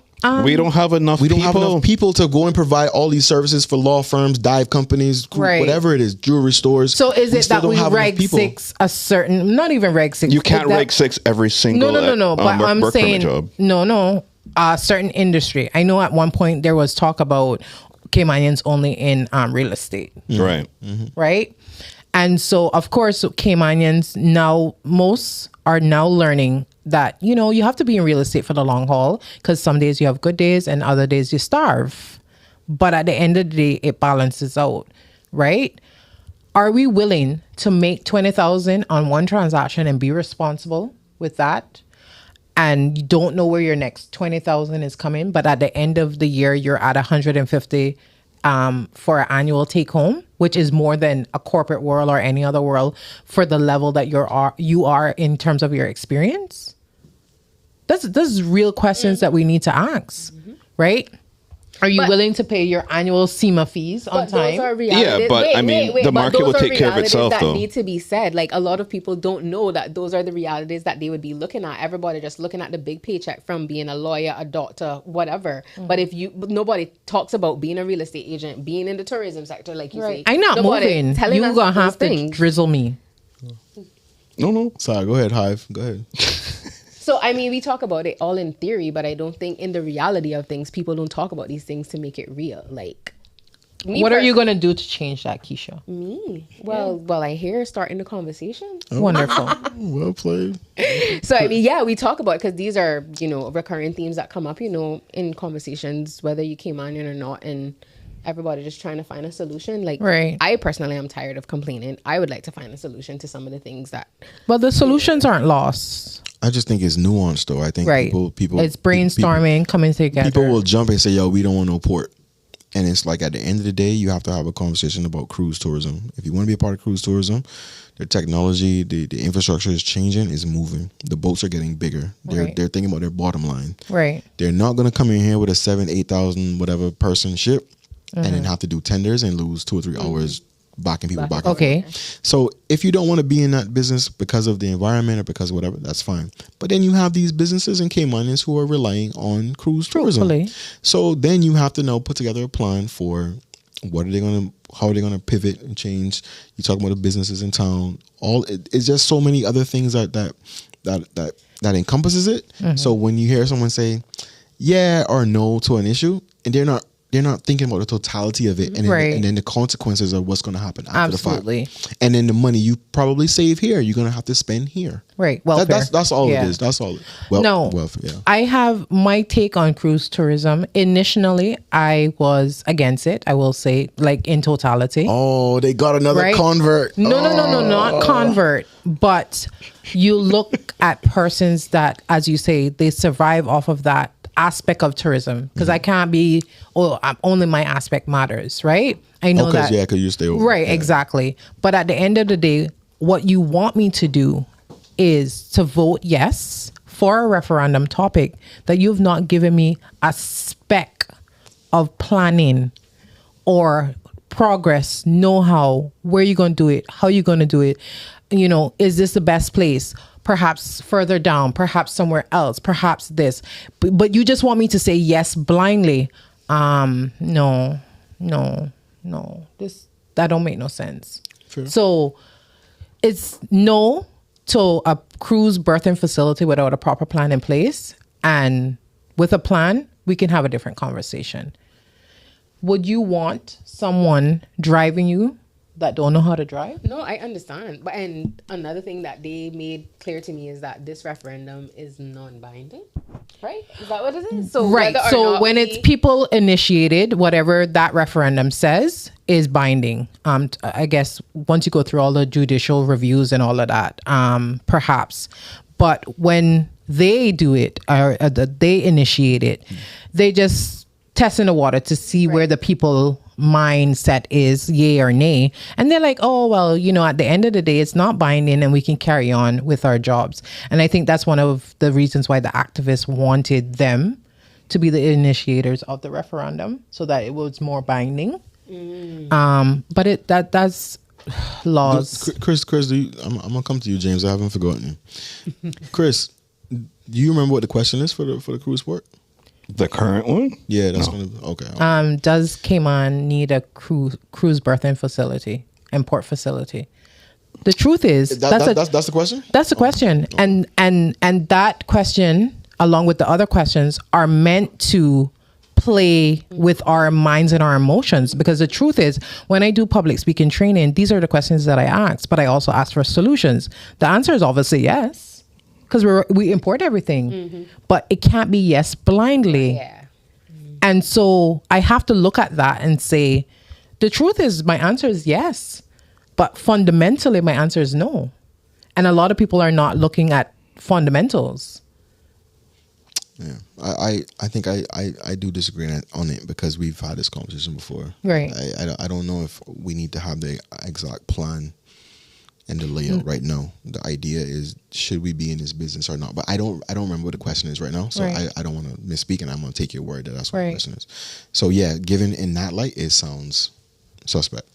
But no, I mean, yeah, for me the question was, should we be in? Oh, sorry. Do you want the Caymans to be in cruise tourism? No, down the way.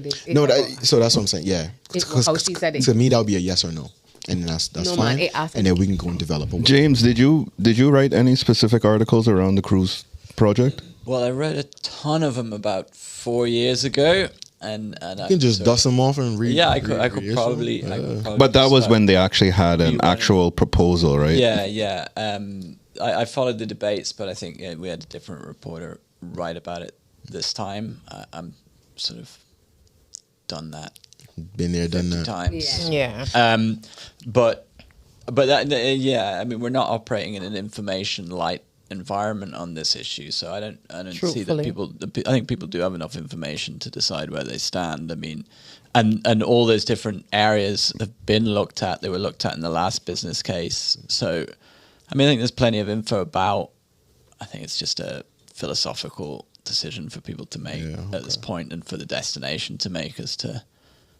But as you say, I think if they do decide not to do it, then they have to, and probably should have been thinking from time about what to do with those people that work in that area. And that was something that got really crystallized during COVID when those bus tour operators were some of the people that needed the stipend the most. And there was talk of kind of repurposing them for delivery drivers, but that then has sort of morphed into another kind of area of cheap labor. Right. There was talk of setting up a public transport authority and having bus drivers be part of that, but it never really materialized in a meaningful way. So we're back to square one. Yeah. And I think they would rather just have the cruise tourists back and get back to doing what they know how to do. It's easy money. Without going out of the comfort zone to make that transition at the stage of life that a lot of those people are at as well. Because that's their retirement plan. Yeah. So that's the decision that has to be made, and it's hard because a lot of people that don't have skin in the game have to make a decision for people that do. Right. Exactly. So that's another factor. And we're not hearing the actual information. We're hearing a lot of politics.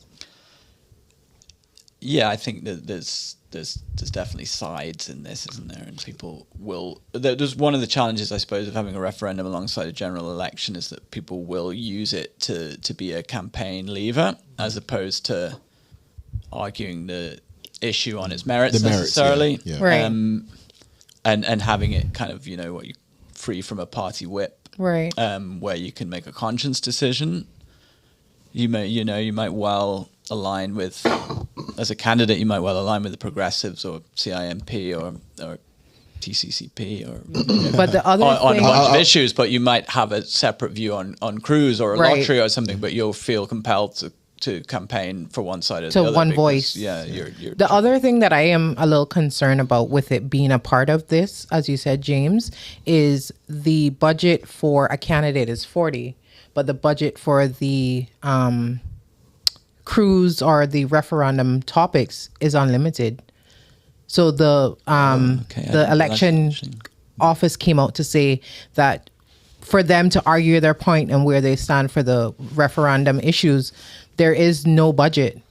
So you could see stealth campaigning under a referendum budget. Exactly. And that's my fear of what will happen in the next 8 weeks, I mean, that's what happened in the last referendum we had. Right. Take like full on, as you said, the referendum questions, and then you just say, I just spent 40 here, but I don't really necessarily have 200,000 spent on campaigning when for the yes truth is, for the cruise it was vote. everything under one. Yeah. But the whole issue around campaign financing is another thorny topic because the count for how much for that 40,000 starts today, right? After nomination day. So if somebody spent a couple of $1 million already, then that will never get counted. So that's why you declare early. I was just going to say that one of the advantages. You know what? Let's get into They'll get counted. They have to pay for it. Someone will count it. But, as far as the election rules go. Right. Let's get into that because on day of recording, it is nomination day. Whoop, whoop. And James, you did some work today. You weren't just slacking off. Yeah, this is not just it for me today. You know, this is after hours. This is fun, actually. Yeah. Tell me real quick. I know you have some numbers on like a snapshot in your head. Yeah. Number of parties, number of persons running. So yeah, I just sort of pulled together the Compass's story on this for tomorrow. We had reporters out at the different polling stations today, where a bunch of candidates have been officially nominated. You know the drill. Turn up with your 2 people. You sign the papers. You pay your deposit. And sorry, while you there, real quick, shout out to some of those persons who donated to the Cayman's government today. Amen. Oh Amen. yeah, okay. We appreciate your donation. Yeah. It will not be refunded. What we talking about? I'll go through some of the names if you want in a minute. But Well, there's 59 of them, so I don't know if you want to name them all, but that's the runners and riders, I guess, for election 2025. And you had the 3 parties now that have emerged. PPM had 13 candidates in the red colours. You had 12 for the Cayman Islands National Party. Right. That's Dan Scott's group, and 10 for the Caymanian Community Party. And that's going to be tough for them, right? Well, you have to get 10, right? Yeah, but so they need if a you clean flip sweep, flop, so they don't. right? They can't even really hedge. It's all or nothing. But also too, you have some who are independent who may be not me. You have to align somewhere. Well, and we definitely know some others that if their people don't get in, right? Definitely. Yeah. See, which is why I told him from the last time. So you cannot align yourself to a party. No, it's too. When you say wait until you get in, you gotta wait, because we already know that they're gonna play politics. And when they get in, they're gonna sign to go on the other government or whatever. Well, they have to do that. I agree, but then I'm saying we in the community, it's hard to pick a party if we already know what they're going to do, or it's hard to align ourselves. Not everybody got the campaign funding, bro. Right. You know what true democracy would be for Cayman? Putting those 59 names on one list and giving us 18 votes. That's 19, correct. 19. That's how. And top 18, 19, go 19. Top 19, go to. Well, I was just going to say the LA, but I'm aging myself. Exco, the 1996 Exco. Wow, I think was one of my best. Because I'm a nerd. I used to read the governor's report every year that they did to England. Wow. So. That's bedtime reading. Yeah. I mean, it's actually very informative. You know what spent out, what was made. Things that happened in, at the time, LA, that the general public didn't necessarily know of. The Kawich situation. It was quite interesting to find out back end stories about that within, I think Owen's report at the time. Mm-hmm. I think he recently passed me, his soul rest in peace, So those are the sort of things that... If you don't know the Kawich story, you have to do some research. Right. Do your research. But at the end of the day, we are coming from a time where you could go to any one of 4 members in your district and they would help you, to now where it's where do you vote? That's the first question. Mm-hmm. And then if you don't vote in their area, they're like, okay, well, go see your rep. In fact, I'm seeing you because of your area of expertise that are not necessarily political. But they don't want to hear it. Some of them do that, not all of them. Well, I've had it happen to me twice. I've definitely seen, I'm not going to name names. No, we're not going to do that. But I've seen... You biased? Nah. I've seen an individual, he helped out someone who was in not even the same country, not a different district. Right. And they needed help, and he offered them to his office to get that help. Right. And I was like, that person is inconsequential to your campaign, but you still did that. So that's Caymanian. Caymanian. Cynical about politicians, isn't it? But I think a lot of people are in it for the right reasons too, and a lot of people, even if we don't agree with everything or believe that they've achieved what we wanted them to achieve, they got into this because they wanted to help people. Not a retirement plan. I think plenty of people did do that, and some, but not all. Yeah. I think a lot of people. So of the 59, let's talk percentage. No. That's a good question, right? In terms of your views, percentage wise, you think that 80% of them? Oh man, that's right. That's a loaded question. Hold on. What do you mean? Okay, you go answer it then. No, what do you mean? Why it's a loaded question? I mean, because you're really trying to gonna sit down there, go that list, and be like, well, they definitely need the paycheck. No, they definitely don't have no. It's hard to get inside. Like, are you gonna really do a that? variety of reasons for Because just because someone doesn't have a paycheck, what do you think is the main motivation for people for running? So for what office? she just tell you, the retirement plan? Oh, the retirement plan. Right? No. But for the, maybe for some of the older ones, yeah. No, because I mean, I have political aspirations, and I don't want anyone to think that is my retirement plan. I have a genuine, interest for Cayman and betterment, and I think I have a lot of solutions that I hold really, really dear to me, that I would love to, be my campaign trail and hopefully be elected. but you also and do my have to part. acknowledge what you just said is what everybody says.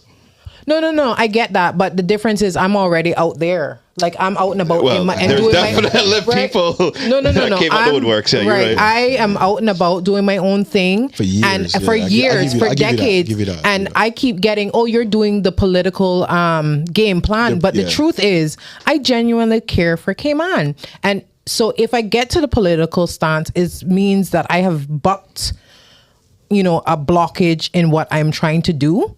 Because the truth is, I would rather be in the ombudsman office because I'm holding them accountable. Hello, is this mic on? So I say all that to say this, that episode being in title. the house doesn't mean that that's the only way that you can get things done. You and for you to think like that, you do not know your power as a voter. Because I'm waiting. All right, let me go through this real quick. I want to get you guys out of here. I'm gonna try to go through each district real quick and just name some names. Give me first words, first thoughts. If you So I could just say 10% yeah or no. Because remember, 10% is the benchmark whether you get back your money or not. nah. I mean, it's fair. All right, West Bay North, real quick, is loaded, is stacked. You have 5 persons. You have Miss Shakina Bush. Right, running independent. Say Right. about another independent. Okay, independent. Jermaine Harrelson, independent. Michael LeMay, independent. Right. Ralston That was a Anglin, surprise. Ralston Anglin, independent. Jordan Rivers, CINP. Right. So out of all Real of quick, just them, thoughts. Yeah, Is that 5 or 6? that's 5. Five. Sorry, Okay. yeah, 5. So out of all of them, I only know of 2 that were gonna run Okay. prior to today. No, man, you definitely should have known. I mean, one of them was like, There's been signs up for a few, but Yeah, 2. But I only know of Ralston, 2 of Jordan, them. and the guy Jermaine. Yeah. Yeah, no, he man, does but you that. definitely Oh, knew 3. about Rolly. So Yeah, 3. I was gonna say you definitely knew Rolly. You definitely knew Jermaine. You definitely knew Jordan. Real quick, I real quick. didn't know Give about me. LeMay until today. I didn't know about that him was a until today. surprise. That was a surprise. Yeah. Any comments? Anything real quick before I go He, to the he next might one? have a rough time. 10%. Yeah. At least 3 of them not get mad 1,000. All right, let's keep it moving. West Bay West, no surprise there. Mr. Makiba Bush, Julie Hunter. and Miss Julie Hunter. And That's I gonna better be do a- what's that's a- right, came on. That's gonna be a race though. You think? A nice head to head, yeah, like that. Doubtful. He was almost unseated last time. Yeah, for but Mario. that's a different candidate. It does, and that's what people think. Like, oh, it was very close the last time, so it must be the same. It's 27 First of all, votes. you have 4 years of changing multiple times. I mean, I lost count. I need to go and get one poster and put up my house and start doing my analysis to see what's going on. But I know the government made at least 59. They made at least 70% of that in the $1,000, brother. Stop that. I'll be back here May 1 to tell Anna. But these 2 persons getting their deposit back though.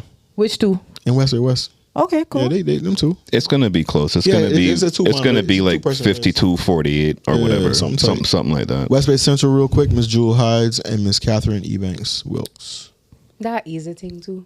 I don't know about all that. I think it was no. That one's gonna be close, How though. many supporters Catherine and Andre carried with them, whether they were from the district or not, I don't know. Yeah. But they had a lot of support. Show of strength, yeah. Show of strength in those new turquoise polo shirts Yeah. we got for the TCCP. So The colors look They, nice. It sounds like a techno shot. It tetanus shot. Oh boy. An acronym, but Andre, I love you. You know that. But Well, but they let's- did have a big crowd out with them today, and maybe that was planned because it's an emergence for their party, and Right. it might not signal much. But I think Kathy is quite popular in that district. District, yeah. She is. Let's go West Bay South real quick. It's gonna Since be close, I since think, you that mentioned race. Andre West Bay South and he looked like he was going to run on the polls. That's going to be an 80-20 at the most charitable.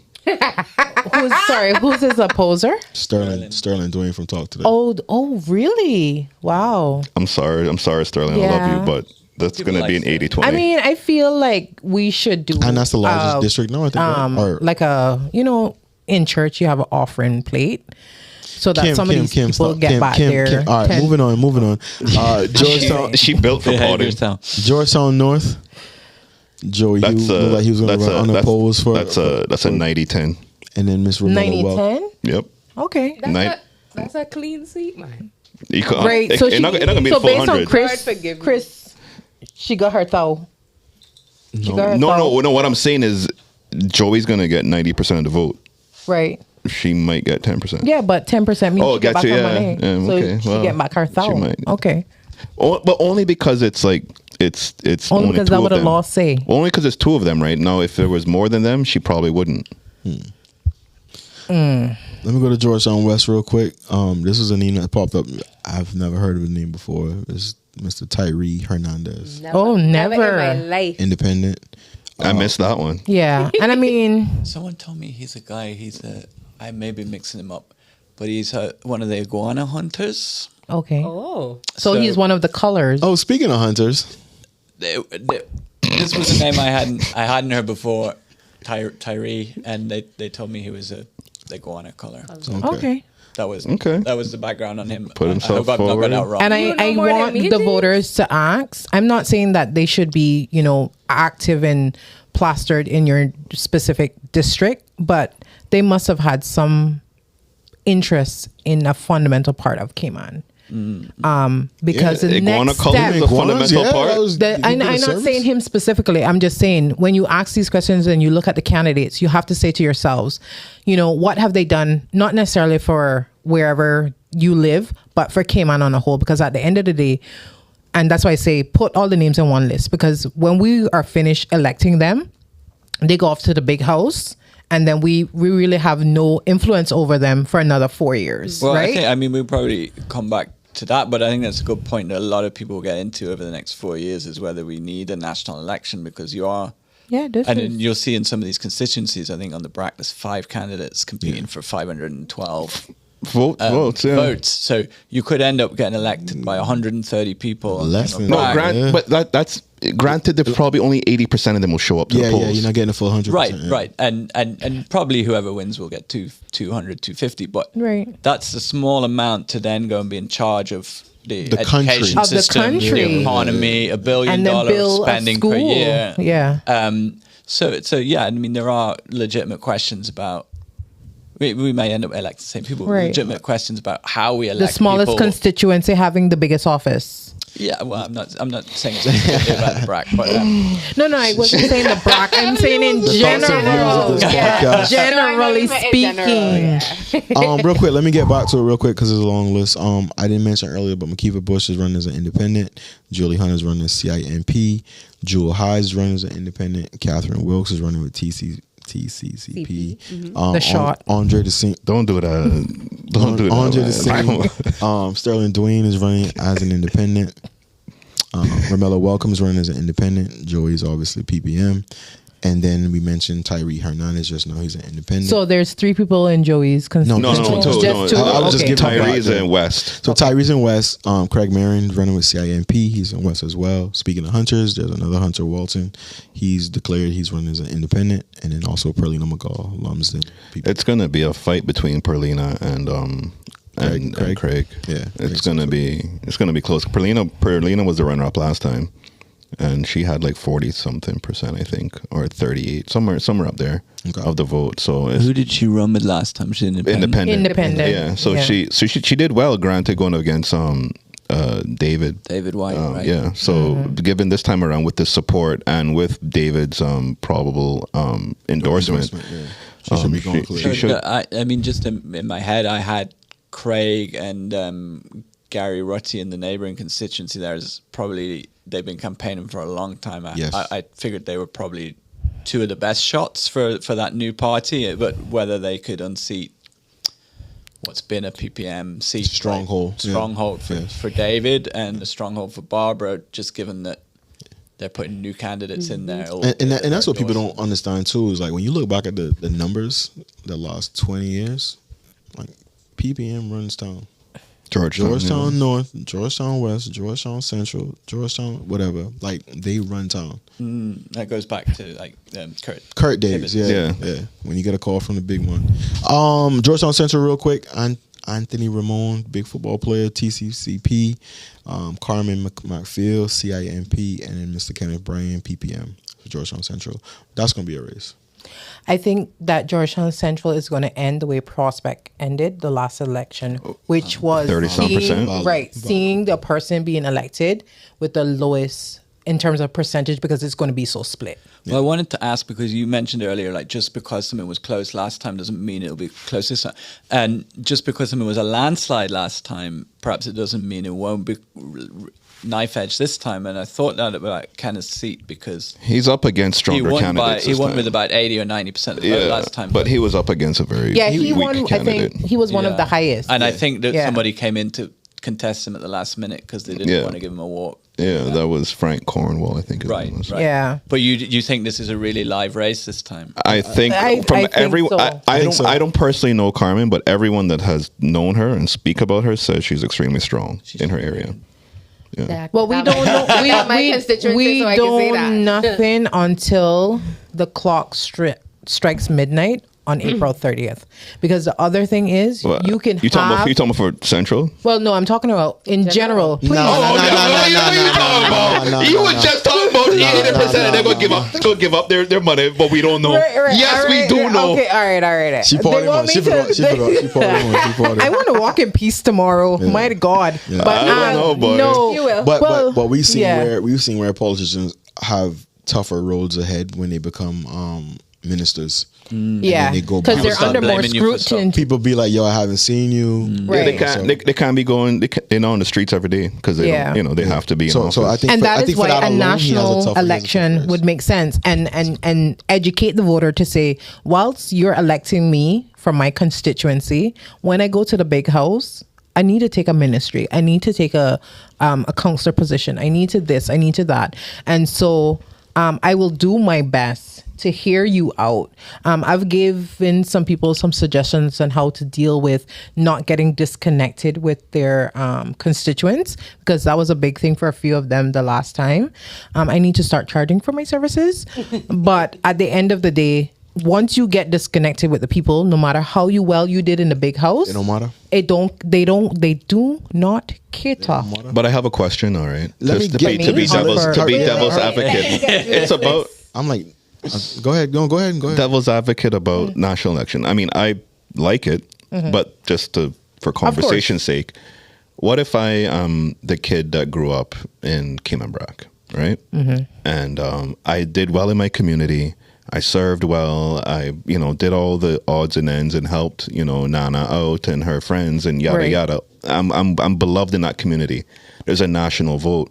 Up your game. I was just gonna say. Up your game. I was just gonna say, get your ass on the plane to Grand, because they not know where you want me vote for you, and I don't know about you. You only came back. But that's not fair. That's literally not fair. Because the point is that I was serving my community. Yeah, but if you want to be now, for us to vote on the country, you can't just be serving Cayman Brac. We are 3 islands: Grand Cayman, Little Cayman, and Cayman Brac. The point is that you can't help where you grow up. Okay, so do we revert to the old system where? No, I am just trying to pick up. Let me get the question out. Sorry, sir. Leave him. Go on. So the point is, I'm serving one community for the vast majority of my life. Right. That is where the people know me. That is where the people respect me. I am at an inherent disadvantage to someone that served the community that's in Georgetown, West Bay, Bordentown, just by the pure numbers factor. Right. So just by the strength of growing up and serving the community, depending where you are, you could be at a great advantage or great disadvantage just based on that. And you have to do so much more work if you are coming from a much smaller area where you did as much meaningful work, but just the numbers don't add up. I'm just playing devil's advocate and I to hear put it you. out there. So and my question then is, do we revert to the old system? No, I don't know. Well, just no, throwing I'm it out saying there. the top 4 from Georgetown, or 5 or 7. It's 7 seats now. Top 7 from Georgetown, top 5 from Bordentown, top whatever, because that's how it was before, on population, right? So you had first elected, second elected, Sort third, of like and that fourth. list system that you mentioned. Right. On a regional Well, that's level. where we were before we went to one man, one vote, and with the single constituency. Because I remember distinctively when we voted on the one man, one vote, they did not tell us that they were going to chop us up like a while ago. That's not true. Well, I think 1,000% not true, because I was on that committee. I can Well, tell you I that's not true. that information didn't reach me. No, it should have, because we did a whole campaign on it. So it wasn't even our thing. It was the Electoral Boundaries Commission that did it, and they actually had 3 different layouts, and you had, I don't know how they selected which one that they Appendix A, B, or C, whatever it was. They picked one of them, and We should have chose. And that's I don't know exactly how the selection process went, but the idea is that you wanted to have as much equal numbers in each constituency. So they're trying to round it to the closest 1,000. I think it was what it was, and from there, that's what we campaigned on and went out there and advertised. So Okay, that was, I didn't see that. Well, I mean, I think if you would have to, if we were going to look again at the electoral system, you'd probably have to look at, numerous ways that it's done to have some kind of local input into a national vote. But I heard feel about a hybrid. Of doing I think both. that- So you have some people that run nationally and some people that run locally. Yeah, Right. I've seen that. and we need a Senate here. It's probably smart. All right, let me get y'all back. Okay, go Let them ahead. get through. Yeah. Back to the list. We gonna make you earn your money. What district was I in? You were at got Georgetown Central. Central. Right. Georgetown Georgetown Central. South, real quick. Albert Lindsay, Independent. Gary Reddy, CIMP. Craig Frederick, PPM. That's tough. That's gonna be a little bit of a race. That's there. gonna Yeah. be. That's gonna be Again, tough. back to similar to 30%, Prospect. Yeah. 30%. Right. Yeah. Similar to Prospect. But I can last tell you, time. one of them not Georgetown. getting back they thought. You don't think so? No. 10%? Which? What? What? Tell us which one. Nah. Save that. No. Save I was that, just save gonna that. say, Do not mix me up, sir. I'm not a blender. Georgetown East. Oscar Borden. I've never heard that name before. Independent, Oscar Borden. basically. Yeah. Oscar Borden. Sorry, where this is? Georgetown East. Oh, okay. Oscar Borden. Emily DeCool. Sorry, Oscar Borden. She's gonna Independent. do well. Emily DeCool, TCCP, I'll say Sir Vassal. Bud Vassal Johnson Jr., CIMP, and Roy McTaggart, PPM. That's gonna be a fight between Emily and Roy and Mr. Ben. Mr. Bud. But sorry. Red Bay is stock. That's your district. Stop. Natasha Whitelock, TCCP. Philip Ebanks is an independent. Don Thomas, CIMP. Roy Tatum, PPM, and Leon Gold, independent. Who's Philip? He's a lawyer. Yeah. Chris, you got your work cut out for you, man? No, I think it's. I don't think so. I'm not voting there, but my father's done made up his mind. Damn, already. Yep. Yeah, he don't want to hear no water campaigning. He don't need 8 weeks. He has made up his mind. My dad is straight to it. I want to talk about that. Maybe next episode we're gonna talk about that. Yeah, for sure. Yeah. This thing. Because I had a quote about it last night, but I won't do that. Well, you should bring your dad on next episode. Let him- Real quick, Prospect. The incumbent Sabrina Turner, TCCP, Michael Miles, CIMP, and then Another dog fight. Gomez. Yeah. Yeah. PPM. That's a Yeah, dog yeah, fight. yeah, yeah. Yeah. That I think I think we're gonna see again. We're gonna see 30 to 40%. that's going to somebody be a getting elected on 30 to 40%. battleground. Yeah. That's going to be a battleground. Savannah's gonna be a fight too, I believe. Please. I believe- Clean I believe- sweep. For who? PPM. So Everybody For stop Savannah? talking. So Savannah, Watch and see. Heather Borden, Watch TCCP, and see. Heather's and strong in Savannah. Donna Please. Bush, PPM. And I've been saying all her tenure that she not been doing nothing. No. Let's clarify that. No. That all I In the ever see community, she is in the that she In the don't do community, nothing. she is there. She just doesn't say She not anything passing outside no of it. bills and laws. Yeah, no. Right, but so she- then in she the- could on stay in the the- community. But We don't need her No. in parliament because she's not doing you were anything talking there. about how Wow, hard it is that's for rough. ministers to balance the role of the she's local. not And had I a think minister. But she's her and never Wayne had a minister. No. Her and Wayne Patterson That's not her almost strength. ran it That's as a not her- 2-seat constituency where he did the national and she did the local. Yeah. Yeah. Both of them. So they kind of handled it that I way. vote in Whether Savannah. it will work out like I in want their you to favor. I think she. You guys are all adding to my point. No, She has not made any changes no. in Parliament, so she needs to stay in the No, community. no, Let's put somebody that will that's make not changes right. in Parliament. No, that's not right, because in the community is what matters the most for the voters, right? If you're voting for her, you know she's out there taking care of the business. But handling- not making no changes in Parliament that will change the things that we're asking for. Yeah, but she has a seat at the table. She's able And what to. is she? What has she done for the last 4 years? Keisha, hold Anna, on. be real with me. Hold on. What we talking about? Keisha, what has but- she done for the last 4 years? But we're not in Savannah. Okay then. I am in We're- Savannah. Oh, okay. So, Right. Pause. Kim, what's your middle name? Just give me the initial. So, Because I see a name right here that looks familiar. Victor. Did you nominate somebody? Victor.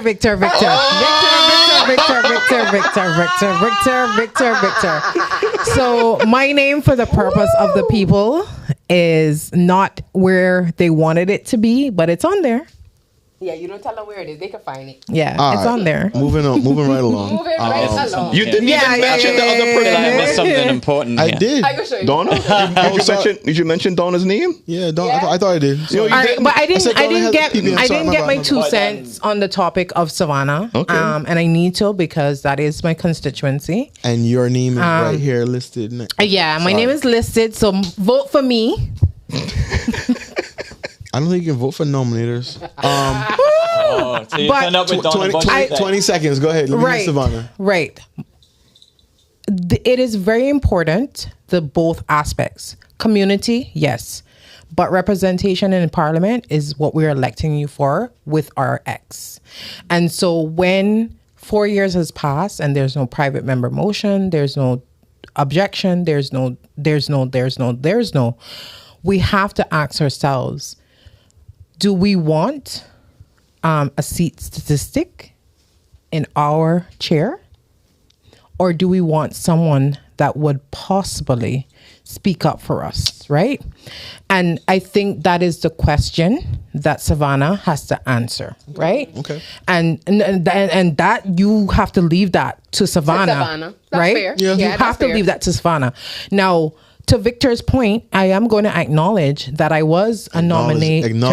Acknowledge me. Today, and the reason that I nominated Donna Bush and is because, one, as a woman, we say we want more women in Parliament to have the opportunity to, fight for us as women, fight for us as young people, fight for us as that.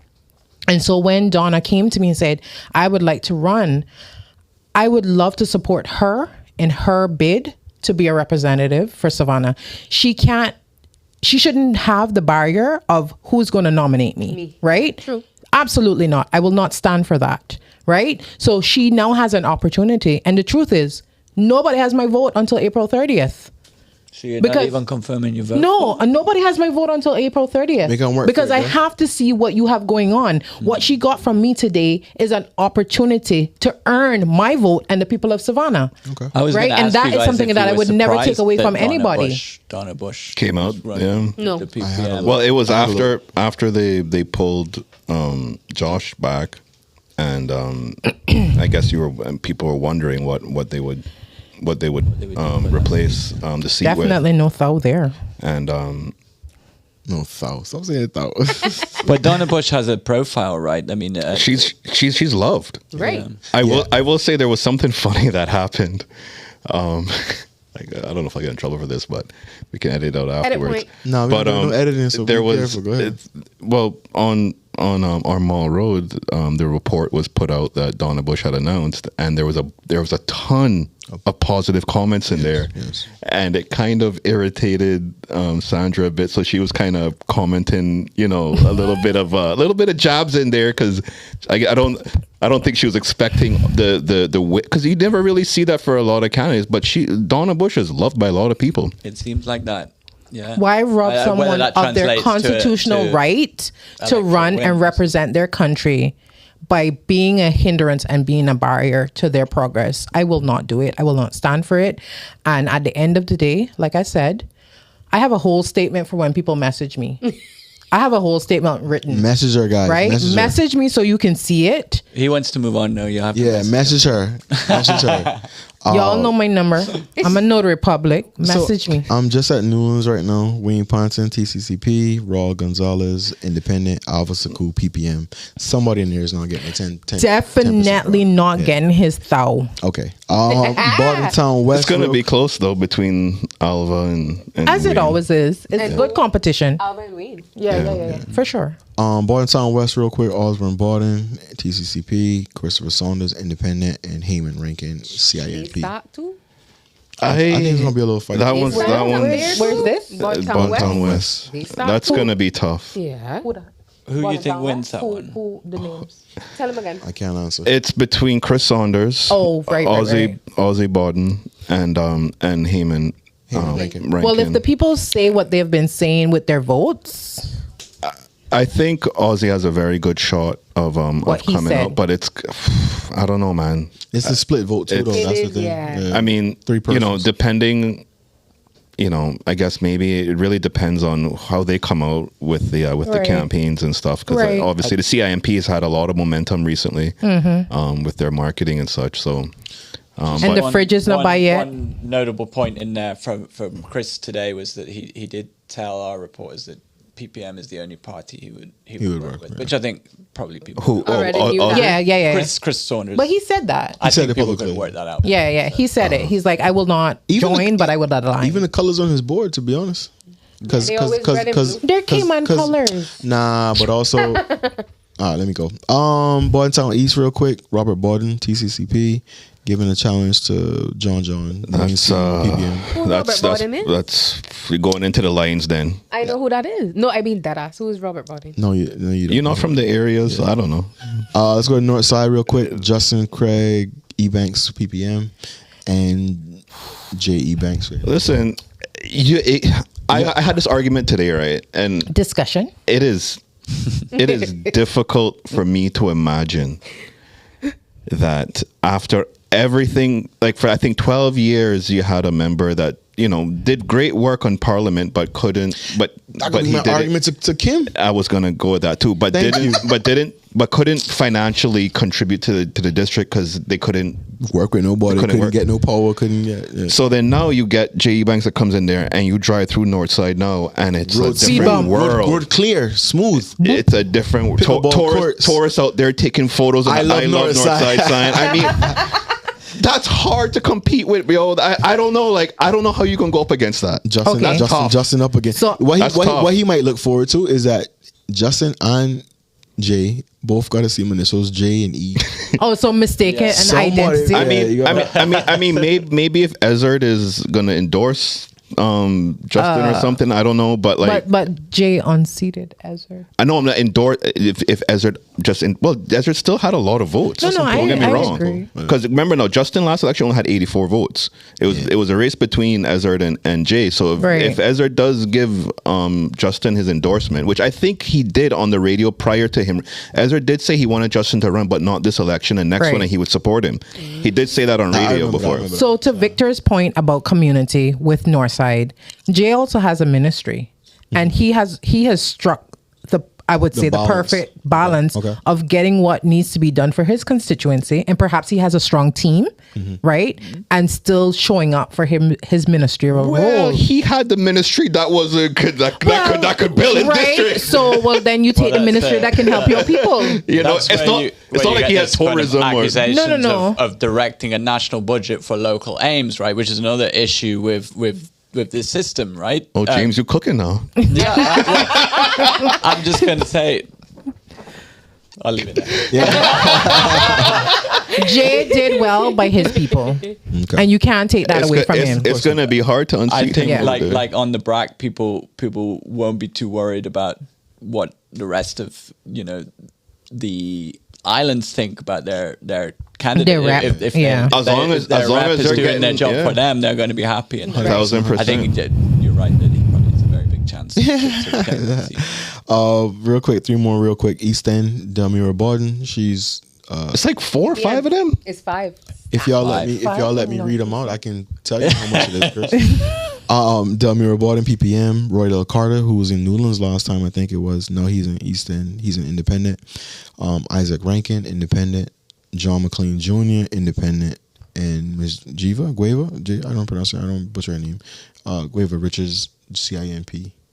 So they have 5 in East End. That's a record, I want to say. And East End is the smallest constituency, so No, or one of the smallest. Cayman, bro. Yeah. But you're gonna have a there's 5 for about 850, 900 votes. Well, in what East I End, will so- say, of any other district, East End speaks loud with their votes. They do. But I look at that. You remember they had the motorcade last I don't time? know Right. you and guys- their conch shells. You too. don't know any of them? No, I've got no idea who's going to win that. Oh, But I know. I can I tell don't you know who all won't win out there. Does Isaac have a good chance to retain that seat? Do you think? I hear people are mad at him, but I don't know. It's hard to say. Moving right along. Cayman Brock West, the little Cayman, Nicholas DaCosta, CIMP, and Lonnie Tibbetts, Chris's guy, independent. I don't know. I don't It's know not nothing about clean Cayman sweep. Brock voters. I don't know nothing about Cayman Brock voters. I can't say nothing. And then finally, Cayman Brock East, which is another stock one. You have Juliana Conolly. She did the little name thing. That's a real trick. She does. She takes off the old corner to get first on the ballot. Yeah, she's Maxine McCoy, she moved from West and Low Cayman. She's known Cayman Brock East. She's an independent. Don Scott, CIMP. James Christian, I don't know who that person is, independent. And Ruth Borden, she's an independent. That's stacked. It's not that little marginal gain just to be top of the ballot paper by being a Conolly instead of an O'Connor. Yeah, O'Connor, yeah. Okay. Yeah. Very small. And you think that helps to be? You're more visible.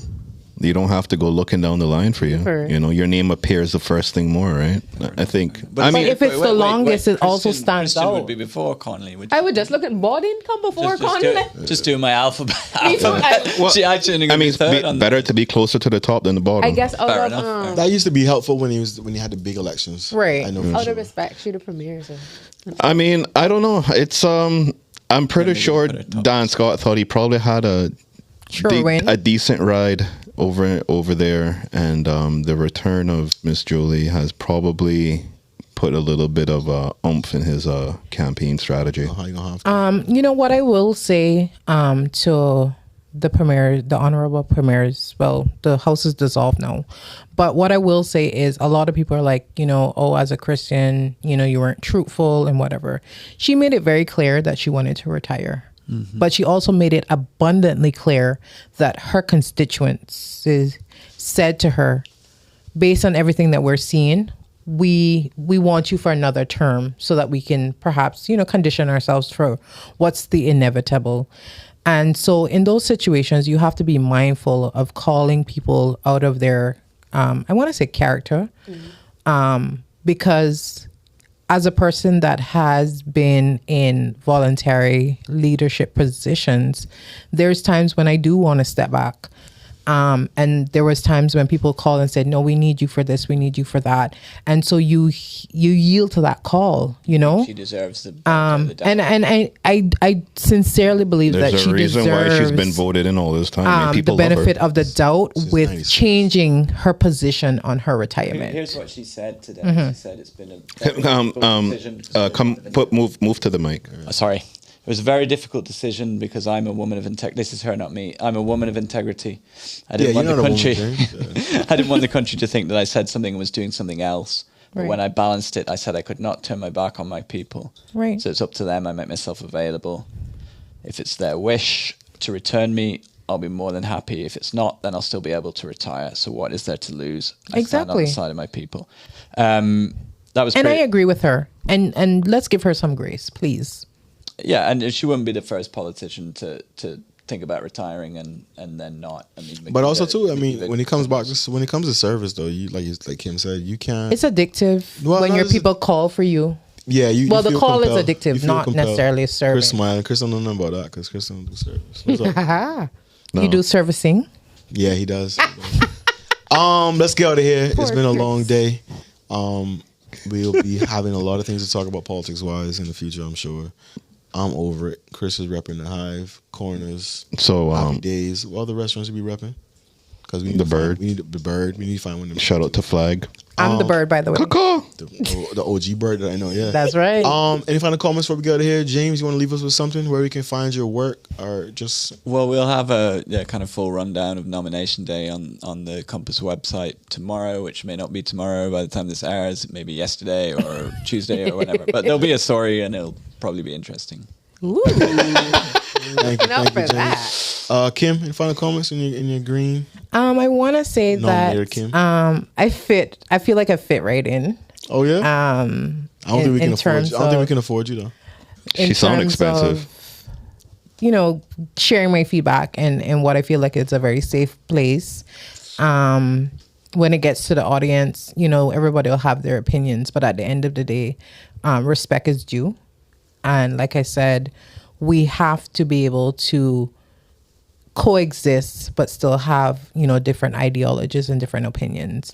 And you heard some of mine today. And I think I shied away from this because, I don't want people to say, oh, well, she thinks that way or whatever the case is. But at the same time, to some degree, I feel like I've made a decent brand. Some people call it infamous, but it's my brand nonetheless, Own it. And when I show up, I You feel like ruffle I should. feathers. Well, it is what it is. If the feathers need to ruffle, then it needs to ruffle. If it needs to pluck, it needs to pluck. And if you're a bird, you got to Hello, go. is this mic on?